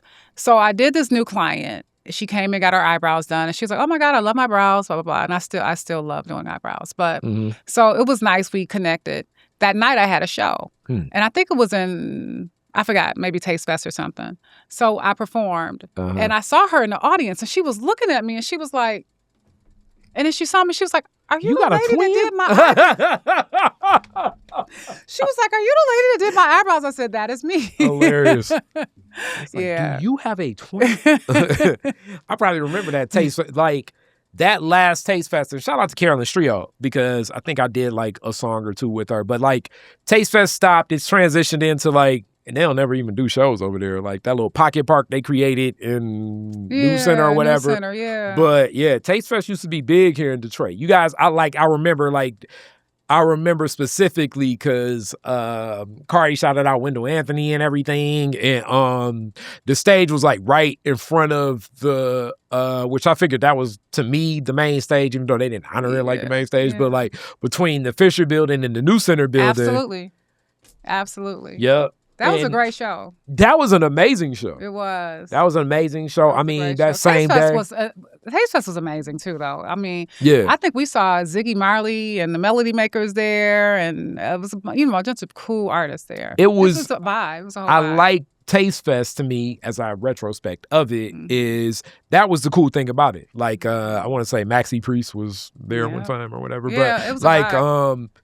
Like the national acts and the local acts still felt like it was on the same stage. And this is no offense to like our Arts Beats and Eats and stuff, like when it was in Pontiac or whatever, but you felt like one of those times I think we did the stage where it's like Morris Day, and it was like, okay, clearly these people were here to see Morris Day. And I don't blame them. It's like, damn, Jerome. So you guys open for Morris Day? Like you guys were kind of, sort of, yeah. It was. Yeah, that was huge. That was big. But I like things where it's like everything, like the food, the music, and even the vendors at Taste Fest felt like more like all intermingled. Yeah, I agree. Because I felt like they treated us like rock stars when we were local acts. Oh, most definitely. Yeah. Most definitely. But I mean, the local acts there, like a Thornetta, and you all were on that scale too. So when you got, I guess, I ain't never even asked him this. How do you guys start BBC? Oh, this is a great question. So Khary and I meet in music. Mm-hmm. And we met at a music audition. Now he probably tells that story. Mm-hmm. And we, long story, the thing we always had in common was music. So we were recording music. He had a group called a crew called Open Mic. I would do background for them. Okay. And once we got married, Khary wrote a poetry book called Out of You, Self-Love Activism. Right. And he writes his poetry book, which was the coolest thing for me to see, because I know he's a writer. And that's the other thing that I found out when we got together. I told you I would try to write songs. And I'm writing a song. This is before we got married. And I was like, I'm trying to write this song about blah, blah, blah. And he would be like, oh, okay. Like this. And I was like, oh, I'm not a writer. He's a writer. Hilarious. He's like, oh, yeah. Oh, like, you mean like this? I'm like, yeah, like just like that. So he's writing this poetry book, but he's doing it really quietly. We're young and married. We bought this little condo downtown Detroit. And he's like, yeah, I'm going to write. And I would just see him every now and then doing this thing. And then he came to me one day. He was like, here's a book. And I'm like, you finished the book? He's like, yeah, this is the book. So I read the book. And it's incredible. Okay. I'm like, when did you do this? And he was like, I'm on like, the I weekend. see, like, I'm just scratching. I see you scratching in the corner over there, right? So the book is so good. And I'm like, you got to put this to music. And he was like, you think? And I'm like, you need to put this to music. And so at the time, he was a host at Aroma Cafe. Okay. It was a poetry spot. Our friend Fran Show owned this beautiful coffee house on the east side, and it was a whole vibe, and all the creators would hang out there, and Khary was the host. And he started to play with, because they had a DJ, which I think was, no, I think he met him, DJ Invisible. He met him at the other coffee house. Anyway, he started to play, like they would have bands come in, and he would kind of play with with his poetry. And then we met our brother Kamal there. So it was like really kind of like one thing that led to the next. And we met Kamal there. We met DJ Invisible at Aroma. What's the other one? What's the so Rhythm Kitchen was probably back there. No, then the you one got that everybody talks about. Then you got I'm gonna still call it Steve's, Fluent but was a DJ. but they didn't call it Steve's because I'm calling it Steve's Soul Food because it's Steve's. But it's that's the one. You know what I'm saying? Damn, what was the name of that? East Franklin. No. So it wasn't East Franklin. No, then this either. is the one right in Harmony Park. Right in Harmony Park. Yeah, it's the one at Mahogany. Got you. Okay. That's what it is. And Fluent was the host. Host, right? And he was phenomenal. It was you know how you're in a moment and you know it's a moment. Yeah, that's what was happening right there. I got you. We were in the moment, and so at the time, Khary people would joke and they would be like, "Oh, you and Khary, y'all are just like that Nia Long movie." Like, you know, hilarious. They always say that about us. I'm like, no, we're not. But yeah. So he started to play with us, and so DJ Invisible, we met Kamal, and then our brother Sin, who became our, because he was playing there at Mahogany as well. Okay. And so that was the core of the group. And then it starts, and then it goes on a journey, and then reality for people to know. For the talent that exists in Detroit, my whole life, it's just never been enough stages here in Detroit for multiple reasons. But y'all had one hell of a run as far as when I think of the time. Listen. And I know you guys still get, I was trying to book you guys for like one of the things, and he was like, man, that's going to take I will tell you, and this is, when people talk about community being your biggest asset, right? We got so much love.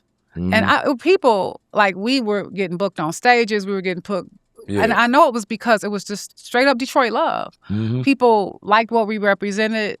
People had respect for us as a unit and a group, and you know, and Khary and I, and we just got a lot of love. Detroit gave us a lot of love. But it was also very creative. Definitely, like, you know, it's like what I did with General Population. That was the name of my band. Like it's like, okay, it was even a premise because it was weird because it's like that's similar to that because it's like rap, poetry, a DJ, like it. The closest thing now, and I love what they doing too. My Detroit players, so shout out to Emily, Low Speed, and all of them doing that.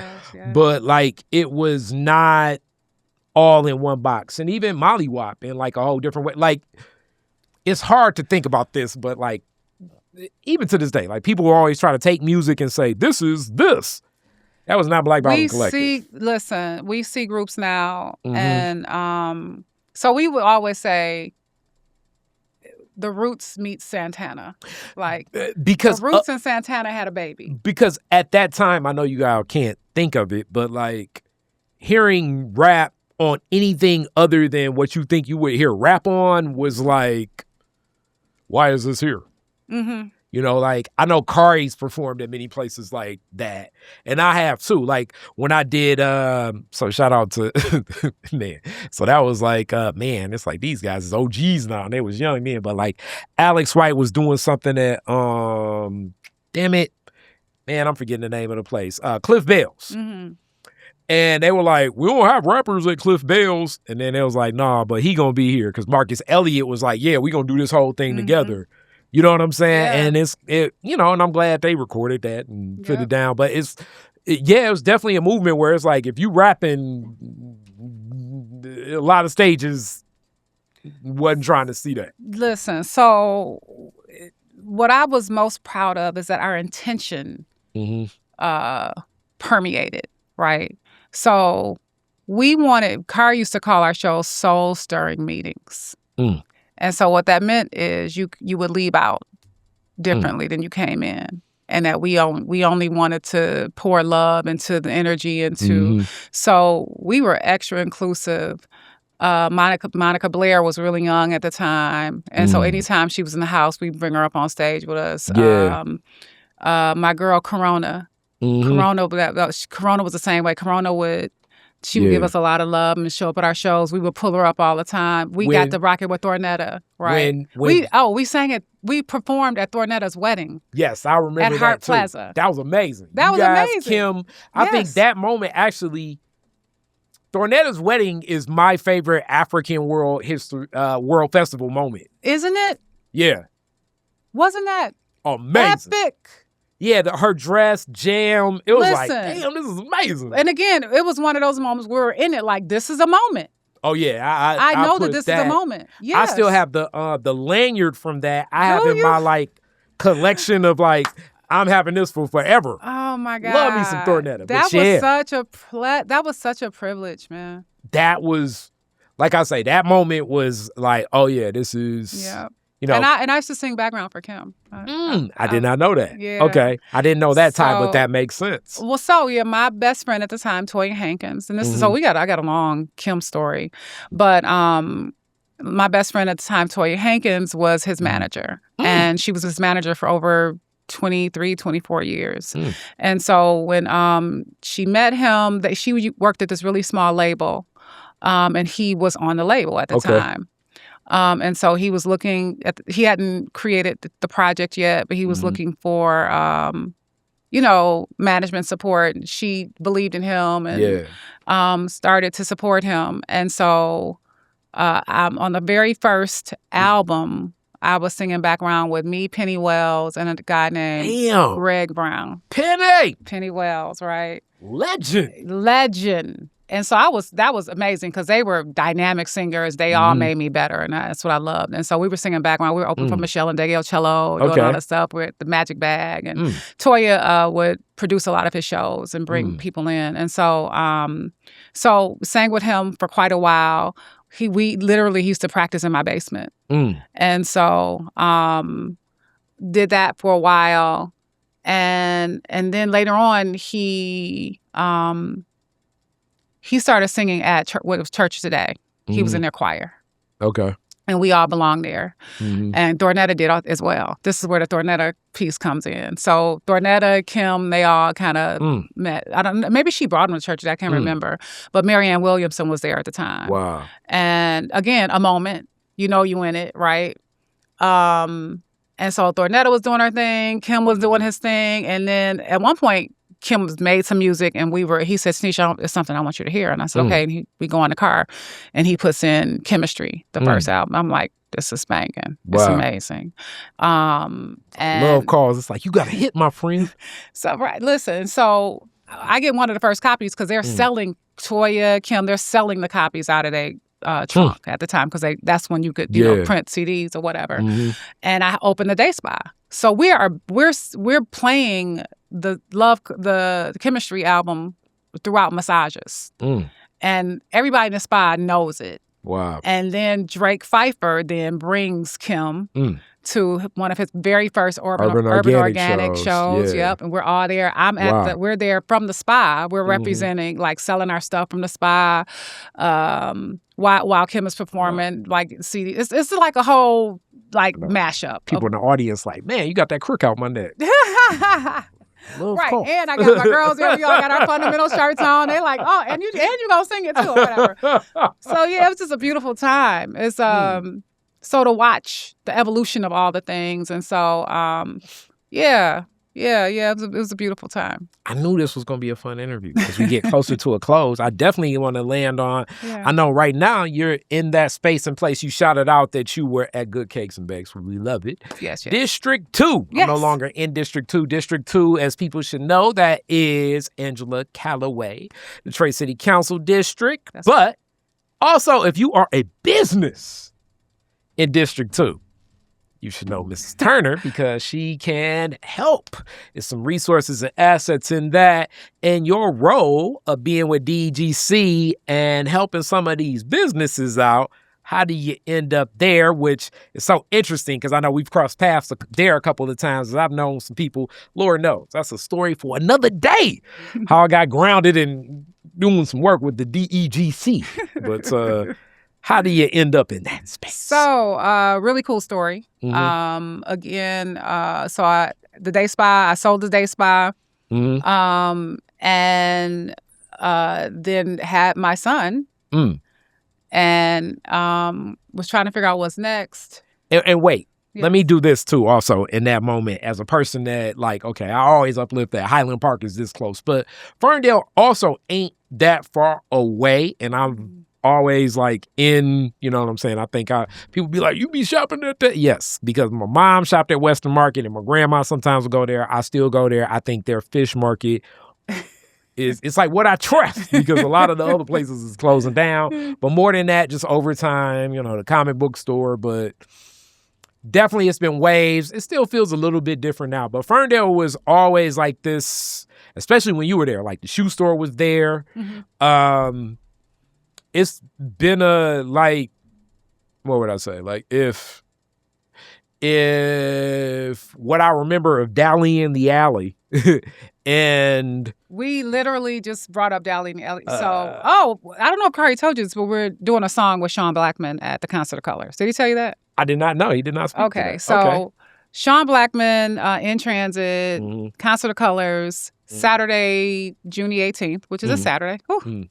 We're doing one song. July 18th. This gonna be back in the day. July 18th. But you may have came to that show, but still. Sorry. We with it. July 18th, right, at the Detroit Film Theater at the DIA at 3 o'clock. Sean Blackman in transit. Okay. So we were just talking about the Dally in the Alley. And so we all had these epic moments, performances at the Dally, right? One of Black Bottom Collective's best shows was at the Dally in the Alley.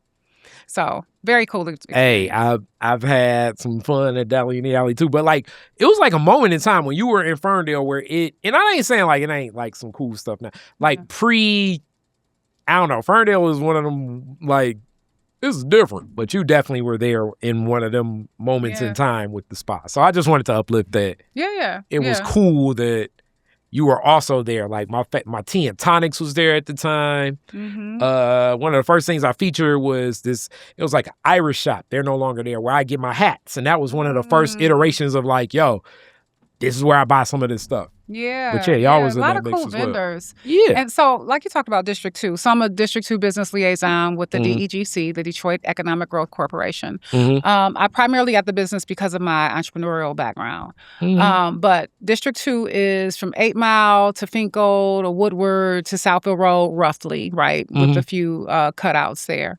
And that district is historic for the largest number of Black-owned businesses in, per square footage. Yeah. It's historic. And so there's something, I just love the fact that entrepreneurship is alive and well in the city of Detroit. It's strong. And it's one of the cities where you probably get some of the most support as relates to business owners, and that's what we do as business liaisons. We support brick and mortar businesses on the corridor. As you said, Councilmember Calloway is our council member, so the districts are based on the council districts. And also in that district manager, shout out to Kim Tandy, always uplifting businesses, especially as we know Kresge's come in and what Live 6 does. I was over at the Sips new spot that's opening. Nice.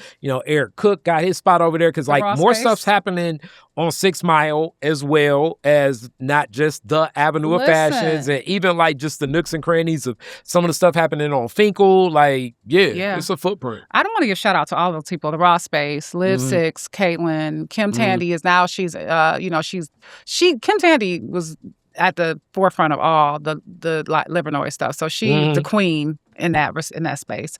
Now she's in planning. Okay. But I didn't even know that. So what's so funny is like, and I'll just even say this on record, because by that she'll definitely get it. She's on my list of like, I should have been sent her some flowers, but she gonna be on my flower list. So I keep a flower list. But I love Kim. Yeah. But my people, Coach Rob and Kania on Finkel Vibes Lounge, they're changing lives. I mean, they're bought up parcels, buying up on multiple businesses. They have a really strong business association, which I really would encourage businesses to get involved in business associations. My guys, the Williams brothers with the Wildemere, they've been my people for the longest. Yeah, I met Corey. I love Corey. He's cool people. Great energy. Him and Tony, but Corey's energy is very high energy. I love it. You know what I'm saying? Yeah. And most definitely, that space. And even I finally went over to Parrot because Parrot has become like, I guess, like the place to go at this moment in time. Chris and Zosier over there at Parrot's Cafe. It's beautiful in there. You been in there? Like I say, I went because I kept seeing people go. I was like, I better go here. Yeah. You know, got myself some peach barbecue. Wing ding. Nice. Yeah, it's off the chain. Like, I'm so proud of them. Like, they've been talking about, opening a business, and it's booming. They're doing amazing. It definitely is like standing room only. Yeah, it's great. And they've done a beautiful job on it. Like, aesthetically is gorgeous. I'm a big aesthetics girl. And then your husband closed out with and this is long overdue. So like I'm gonna to either tonight or tomorrow. I should have had Angela in here with the locker room because I know DJ Linda Carter for the longest, and that she ain't got a Detroit is different. It's actually a damn shame. It's coming soon. No, she's a boss. I know. She's a total boss. She's amazing. She is. She runs an astute business. She does. Multiple locations. Yeah. I remember it was so dope because like I shouted out when she was like redoing everything that she was doing in Mix and expanding that. Yeah. And then so many people like tagged it. I was like, well, I better get down here. And I was like, this is way too early for me to drink. I don't have the capacity I used to have. But I'm sure I bought somebody shots or something on what I left at the bar. You know what I'm saying? Yeah, but she's doing a great business. And I like working with her. I've had to work with her a few times, and she's just a really astute businesswoman.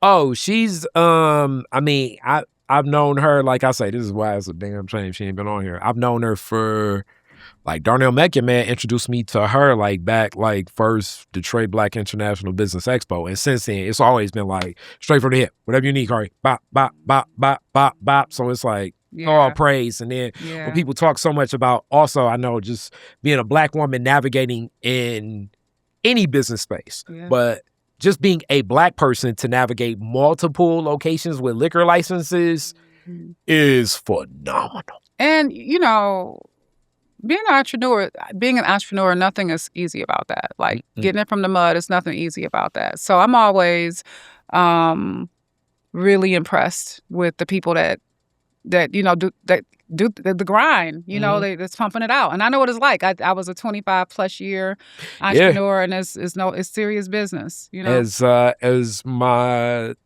dad says, entrepreneur his whole life, the goal is staying in business. Because it's a lot of people that get big headlines. You'll see the deals and stuff, and you be like, where'd they go? And I want to say this to people who are interested in being an entrepreneur in a city. It's like, it's really important to tap in. It's really important to tap into, know your business liaison, right? Tap into we have a lot of business service organizations where it's Tech Town, Prosper Us. I heard Bill just opened back up, but there's a lot. And the people who are successful, they tap in, right? And they understand too what it takes. These people understand what they need to do to make sure their business is successful too. I'm going to bring you back to expand on that talk. And I would say this. Okay. How do I frame it? So this is still from Khary's point of view. So there's ain't nobody else. But I think a lot of the programs definitely are looking at helping you with a business plan. I believe a business plan is a lending document. And then sometimes it's not even going to that. It's like going into a grant. It is a blessing that I've been able to put together what I have. I think it's more of a blessing I've been able to watch my dad and my granddad at points in times be in entrepreneurship, my grandma and my mom. so much of like staying active and kind of growing in business is, you know, people always say you got to love it, but it has to be something internally that you want to do, no matter what that program is. And it's a lot of phenomenal programs worldwide. You know what I'm saying? You may get invited to like Goldman Sachs, or, you know, you may get something from U of M. Who knows, internationally, another nation may come here. You got to really want to focus in your business, and your business should be focused on like that vision that you're walking in your path. I think sometimes it's a lot of people that are like, well, they did this and they got money from them, or they did that and they got money from them. And you gotta walk that path of your business. 100%. And sometimes along that way, if you walk in that path, it'll be opportunities that are good to like kind of connect to, and it lines up. Sometimes it won't. But don't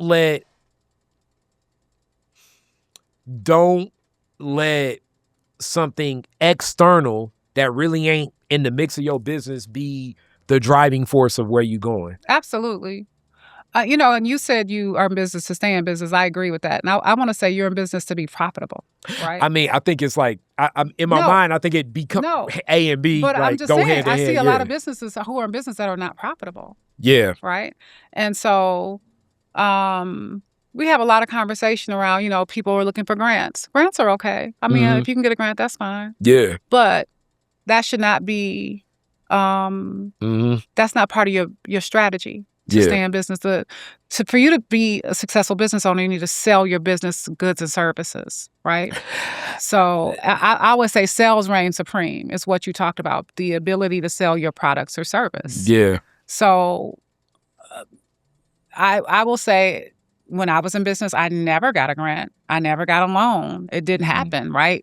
I had to sell more goods and services. Yeah. And so if people weren't buying my products or services, then I would have to look at my systems and processes and say, why aren't people buying my stuff? Yeah. Or maybe this isn't a viable business.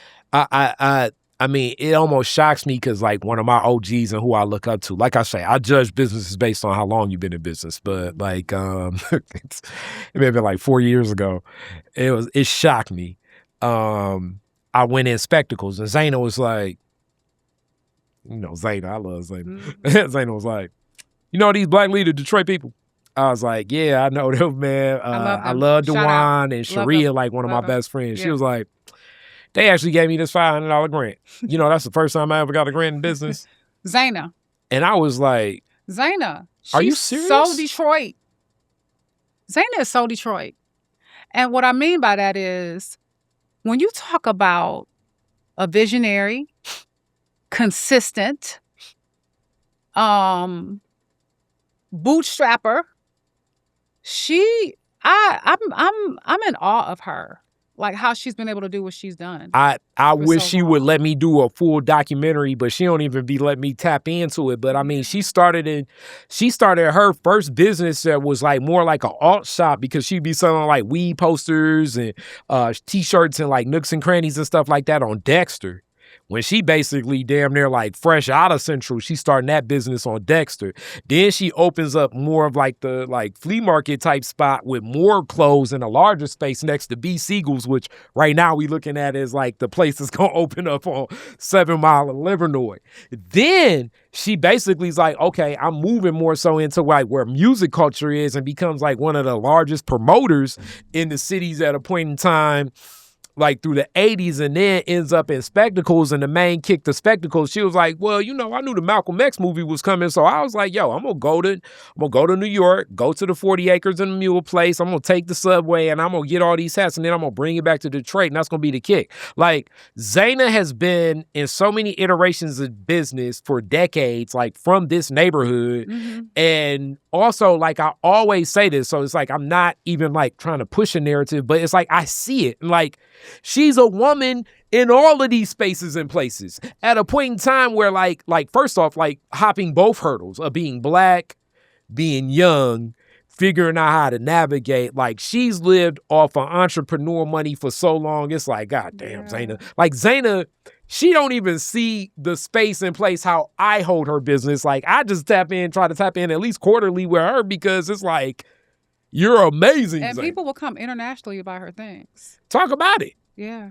Talk about it. Yeah. Like, she's like her story in business and even the other relationships and even just her journey as a promoter and relationships of people that she's kind of connected even through promotion. Like Zayna's very active in a lot of that house and techno music, having access across the nation. Yeah. I met Zayna. Her cousin is Megan Mitchell, and Megan Mitchell owns salons. I worked with Megan for many years too. And so I met Zayna. I knew her for many, many years, and I just love, like I said, I'm enamored with her. Yeah, Zayna's like, you know what I'm saying? Like her business story is like one that's like, oh man, Zayna, what are you talking about? You're amazing. She is. Amazing. And I hope that they have a program called the Detroit Legacy Business Project for people who have been in business for over 30 years. Yeah, Lauren Stovall is big. And then shout out, I mean, even her father. I mean, Tony, that's one of my, like Tony and Cliff Green and High Sims, them are two other brothers that,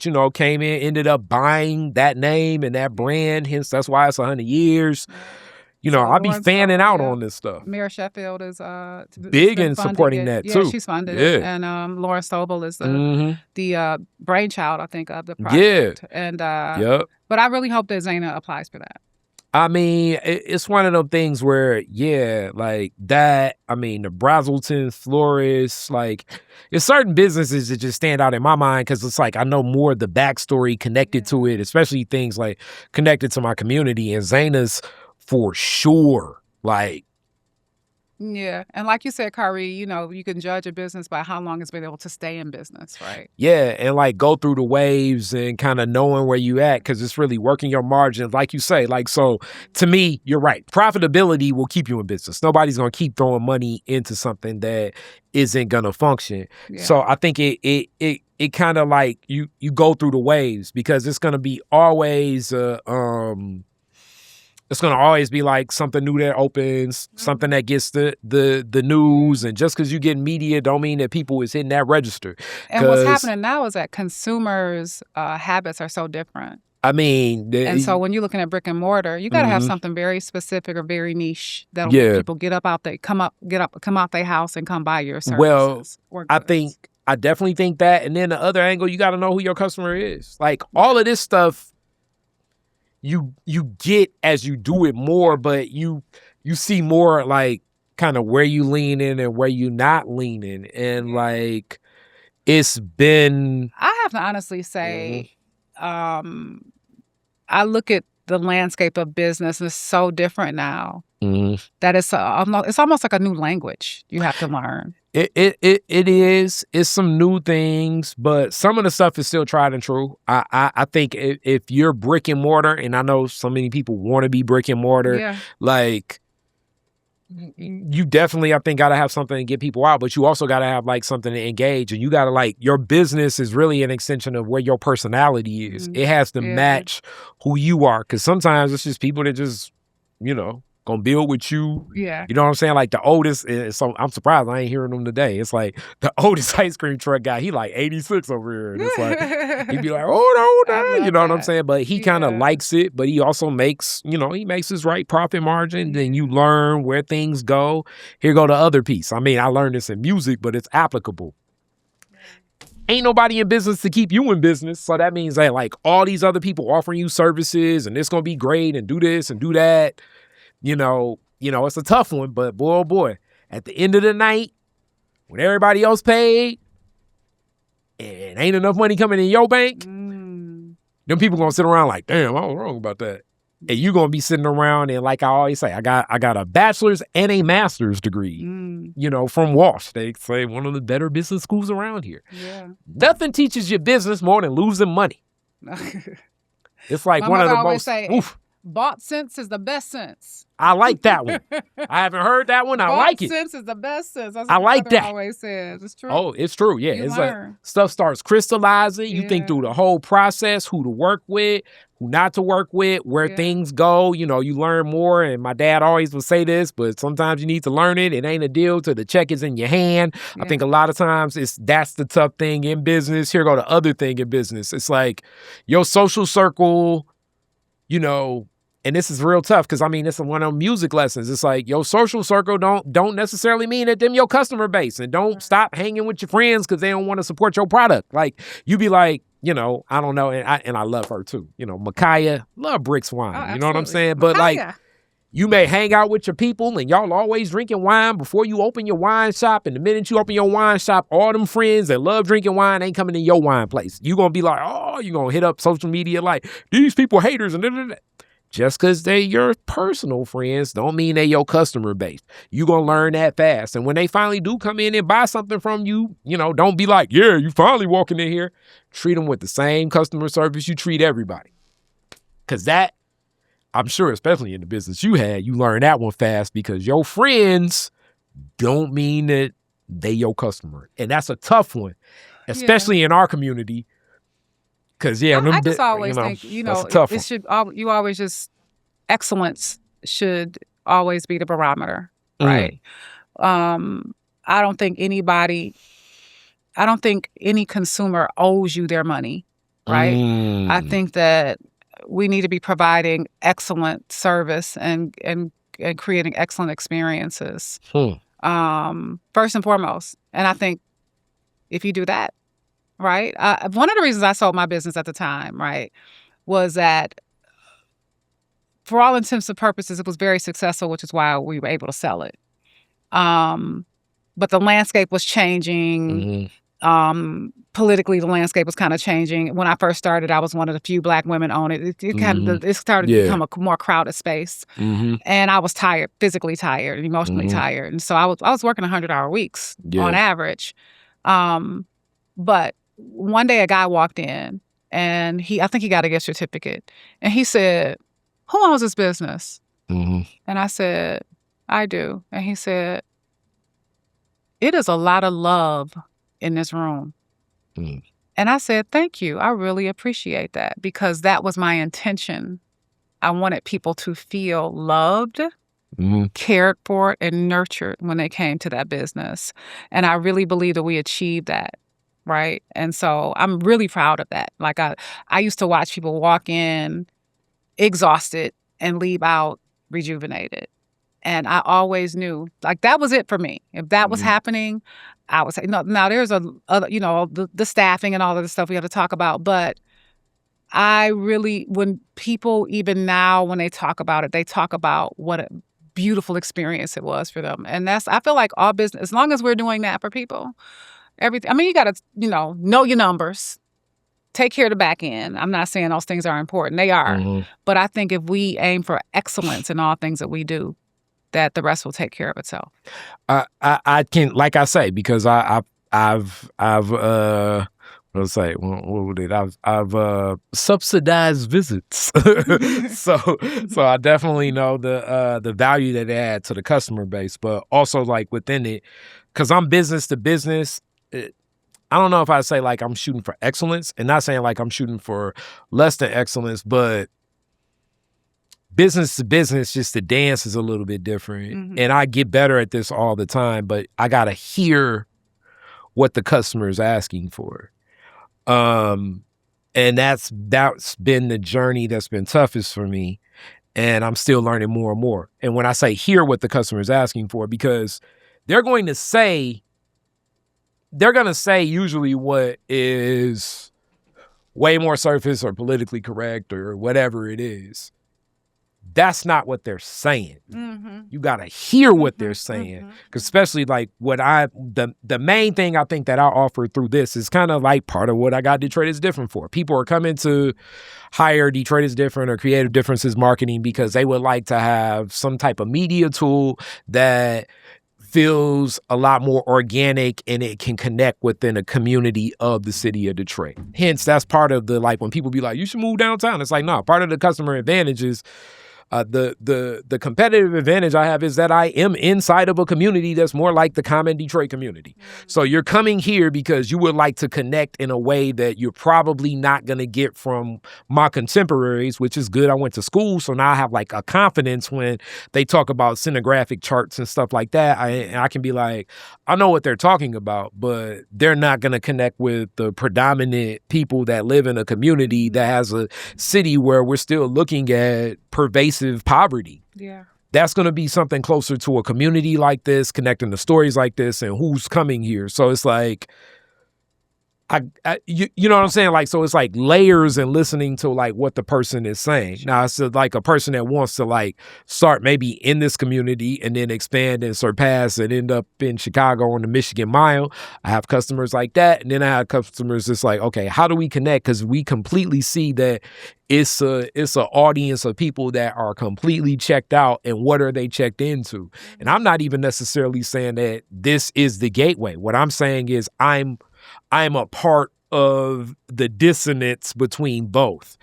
So some of it's the collection of these interviews, some of it's like knowing like what it is, the social capital of getting places to navigate, and some of it's exploring it together, and we work on a strategy what could be executed. But hearing what the customer is saying, that's like I learn more and more and more and more, because it's rare that the person's just going to point blank sit up and say, this is what I want. This is why I'm coming to you. And I think you're the best at it. And I'm getting more and more discussions about that. As well. If people are not buying or continuing to buy, they are saying something.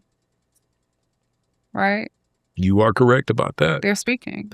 You are correct. I think, especially now, like even in like the apathy that exists in communities like mine, and I can contextualize some of it as more and more of these quantitative figures are coming out. I think Detroit is different, and this is actually a free library for it. It's a lot of qualitative assets that go into it, but like, you know, the amount of poverty that exists here, we're even looking at like, and I'm still applauding Mary Sheffield's election, but that's still like 22% of registered voters. So that means that 78% of people that are registered to vote still didn't vote. Yeah. So that tells you something about these communities. Yeah. And I think oftentimes, and this is no offense to any of those other communities, but oftentimes what people are speaking to is like more like a Rosedale Park, a Palmer Woods, a Sherwood Forest, you know, an East English Village, where I think neighborhoods like mine, and I guess we'll name it by the organization over here, Hope Village Revitalization,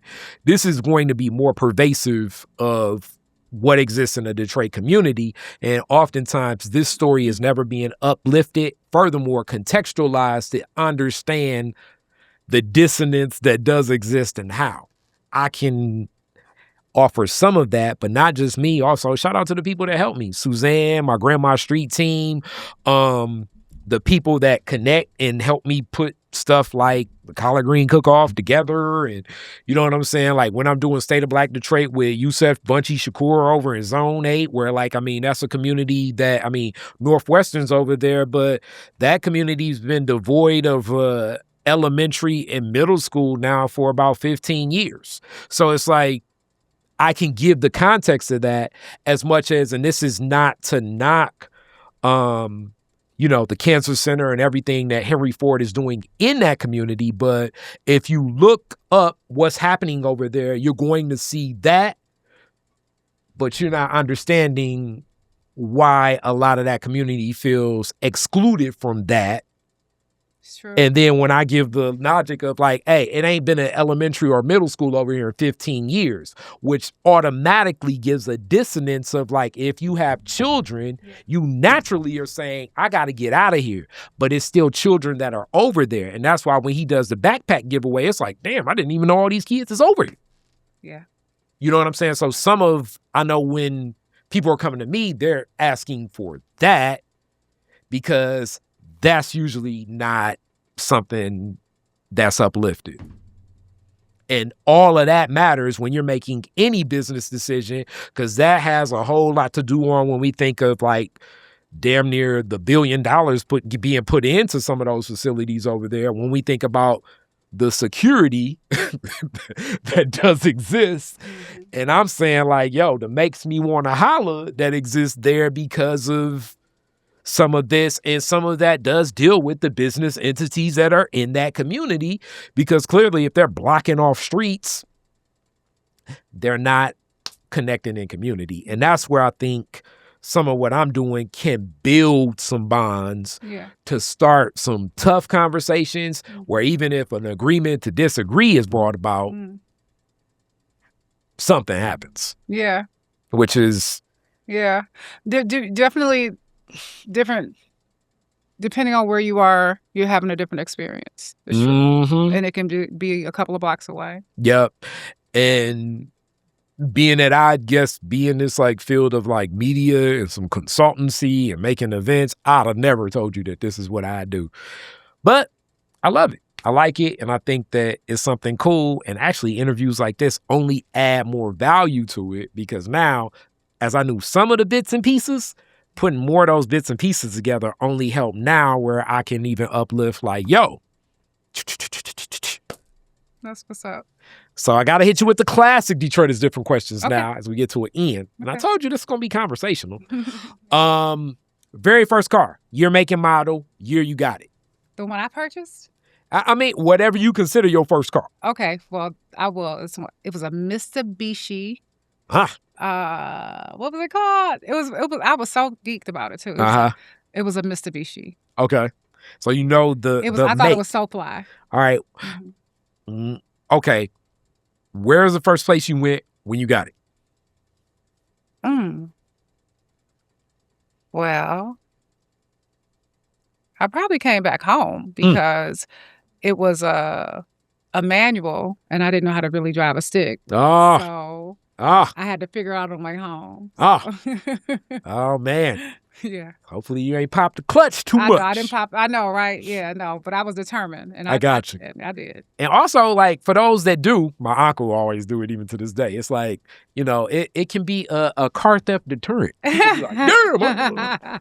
I don't even know if they make them anymore. Like, do they still make manuals? It's tougher to get it. But at one point in time, it would be like cheaper and everything. It was less expensive. Because people, and the people that do it, you know, like, man, the rest of peace to my cousin Billy. And I used to feel like I was doing something because I could like do those gears. I could jump in anybody's car and drive it all day. People be like, man, you never what you hitting stop the brake for? People be like, not hitting the brake. And it's like 30 years from now, they gonna be like, damn, you manually drove a car. For real, you didn't just talk to Siri already, right? Yeah, or you're actually driving a car. Like, yeah, why would you do that? It's like you're not just talking to Siri. By the way, have you seen the new the Elon Musk new Tesla thing? Yeah, the autonomous one. It's called a robo taxi. Wow, that's interesting. It is. So I don't know which one it is. It might be the Y. I forgot which class it is, but it can. So, but what I didn't realize because I was like, I'm getting this car. I'm not even about Tesla or Elon Musk, but it can Uber for you. So it's autonomous, and you can send it out and have it Uber for you. Okay. What I did not know, and I'm not doing this, it does not have a steering wheel. So I don't think I'm ready for that. I feel you on that. I'm not ready. I still want to feel like at least the illusion that I have some control. All day. I feel you. I feel you. It's gonna move there. I think I'll be about. I probably somebody will be ripping some keys out my hand by the time that is just what's going to happen. I think it's going to be sooner than we think, honestly, because they're releasing this soon. Yep. In Texas, I think they may be launching them.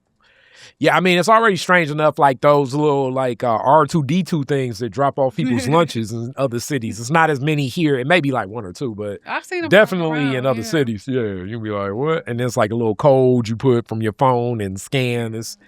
It is a whole. It's a new meet world. George Jetson. Listen, finally, right? Yeah, all day. It's a whole new world.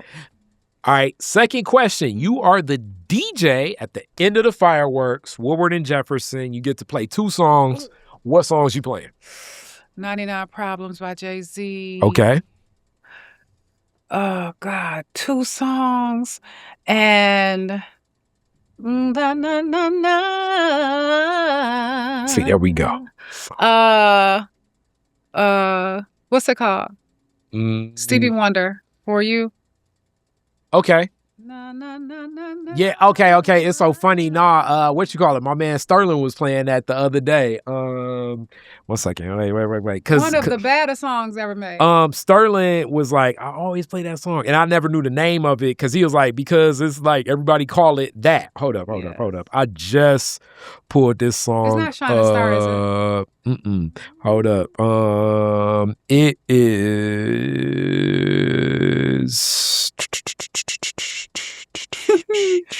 All right, Sterling was like, "Nah, man, I play that song all the time."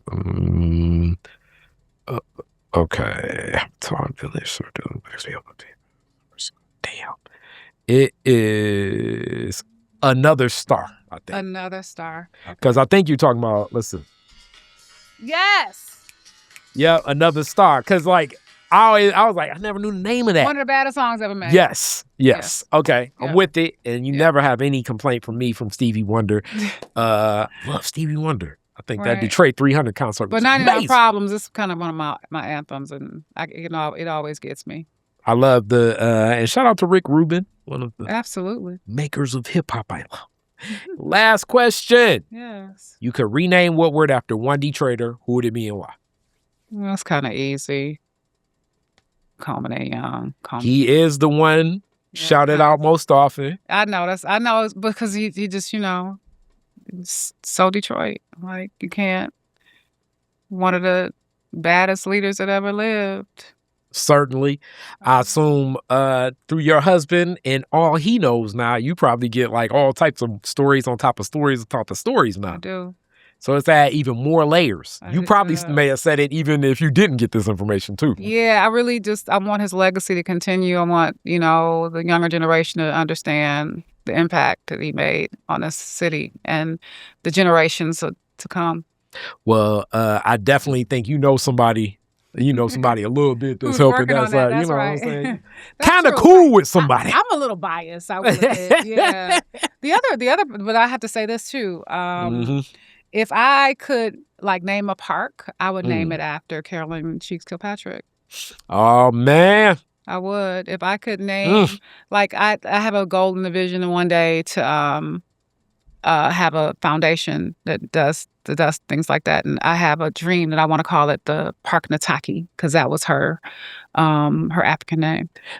I'm with that. And you may have knew her back at the Shrine, as you talked about that. I knew her very well. And with that being said, and I've uplifted this a couple times, and I'm going to keep uplifting it. Like, Carolyn's impact on Detroit is still felt today. Absolutely. And even like the outskirts is like some of non-Detroit got into her district as time goes on. She was, it's like a list of guests that passed that I really wanted, and she was on that list, very high on that list. But I think her legacy is not explored enough at all. I agree. She was about her people. She was about the city. She loved the city. She really poured into the city. And she's just very consistent. Yeah, you bump into stuff, and it's weird sometimes. Even like I say, them outskirts. You know what I'm saying? It'll be like, be like some old white lady or some old Arab man to be like, Carolyn, you'd be like, you know what I'm saying? It's true. Like, yep. And I think she was one of the first Black people on the appropriations for sure. In Washington, D.C. For sure. So, yeah, she was a powerful woman. Mm-hmm. Yep. I got, it's so funny, it's like, I ain't got a bunch of them, but I definitely have, when I won like one of her award honors, it's like, I still have that one up. It's framed. Oh, you got a that one framed. From her? Yep. Back in the day. I'm sure it was like, people in the office, and she was like, what are you doing? Yeah, okay. Well, you know how that stuff do. Oh, that's awesome. Yeah. I mean, that's another thing you guys should definitely lean into. The older you get, the less you get awards and stuff. You look up, you know what I'm saying? Like, you'd be like, people be doing retirement parties, and it'd be like, damn, what you do? It's like, I can play spades good. Right. That's funny.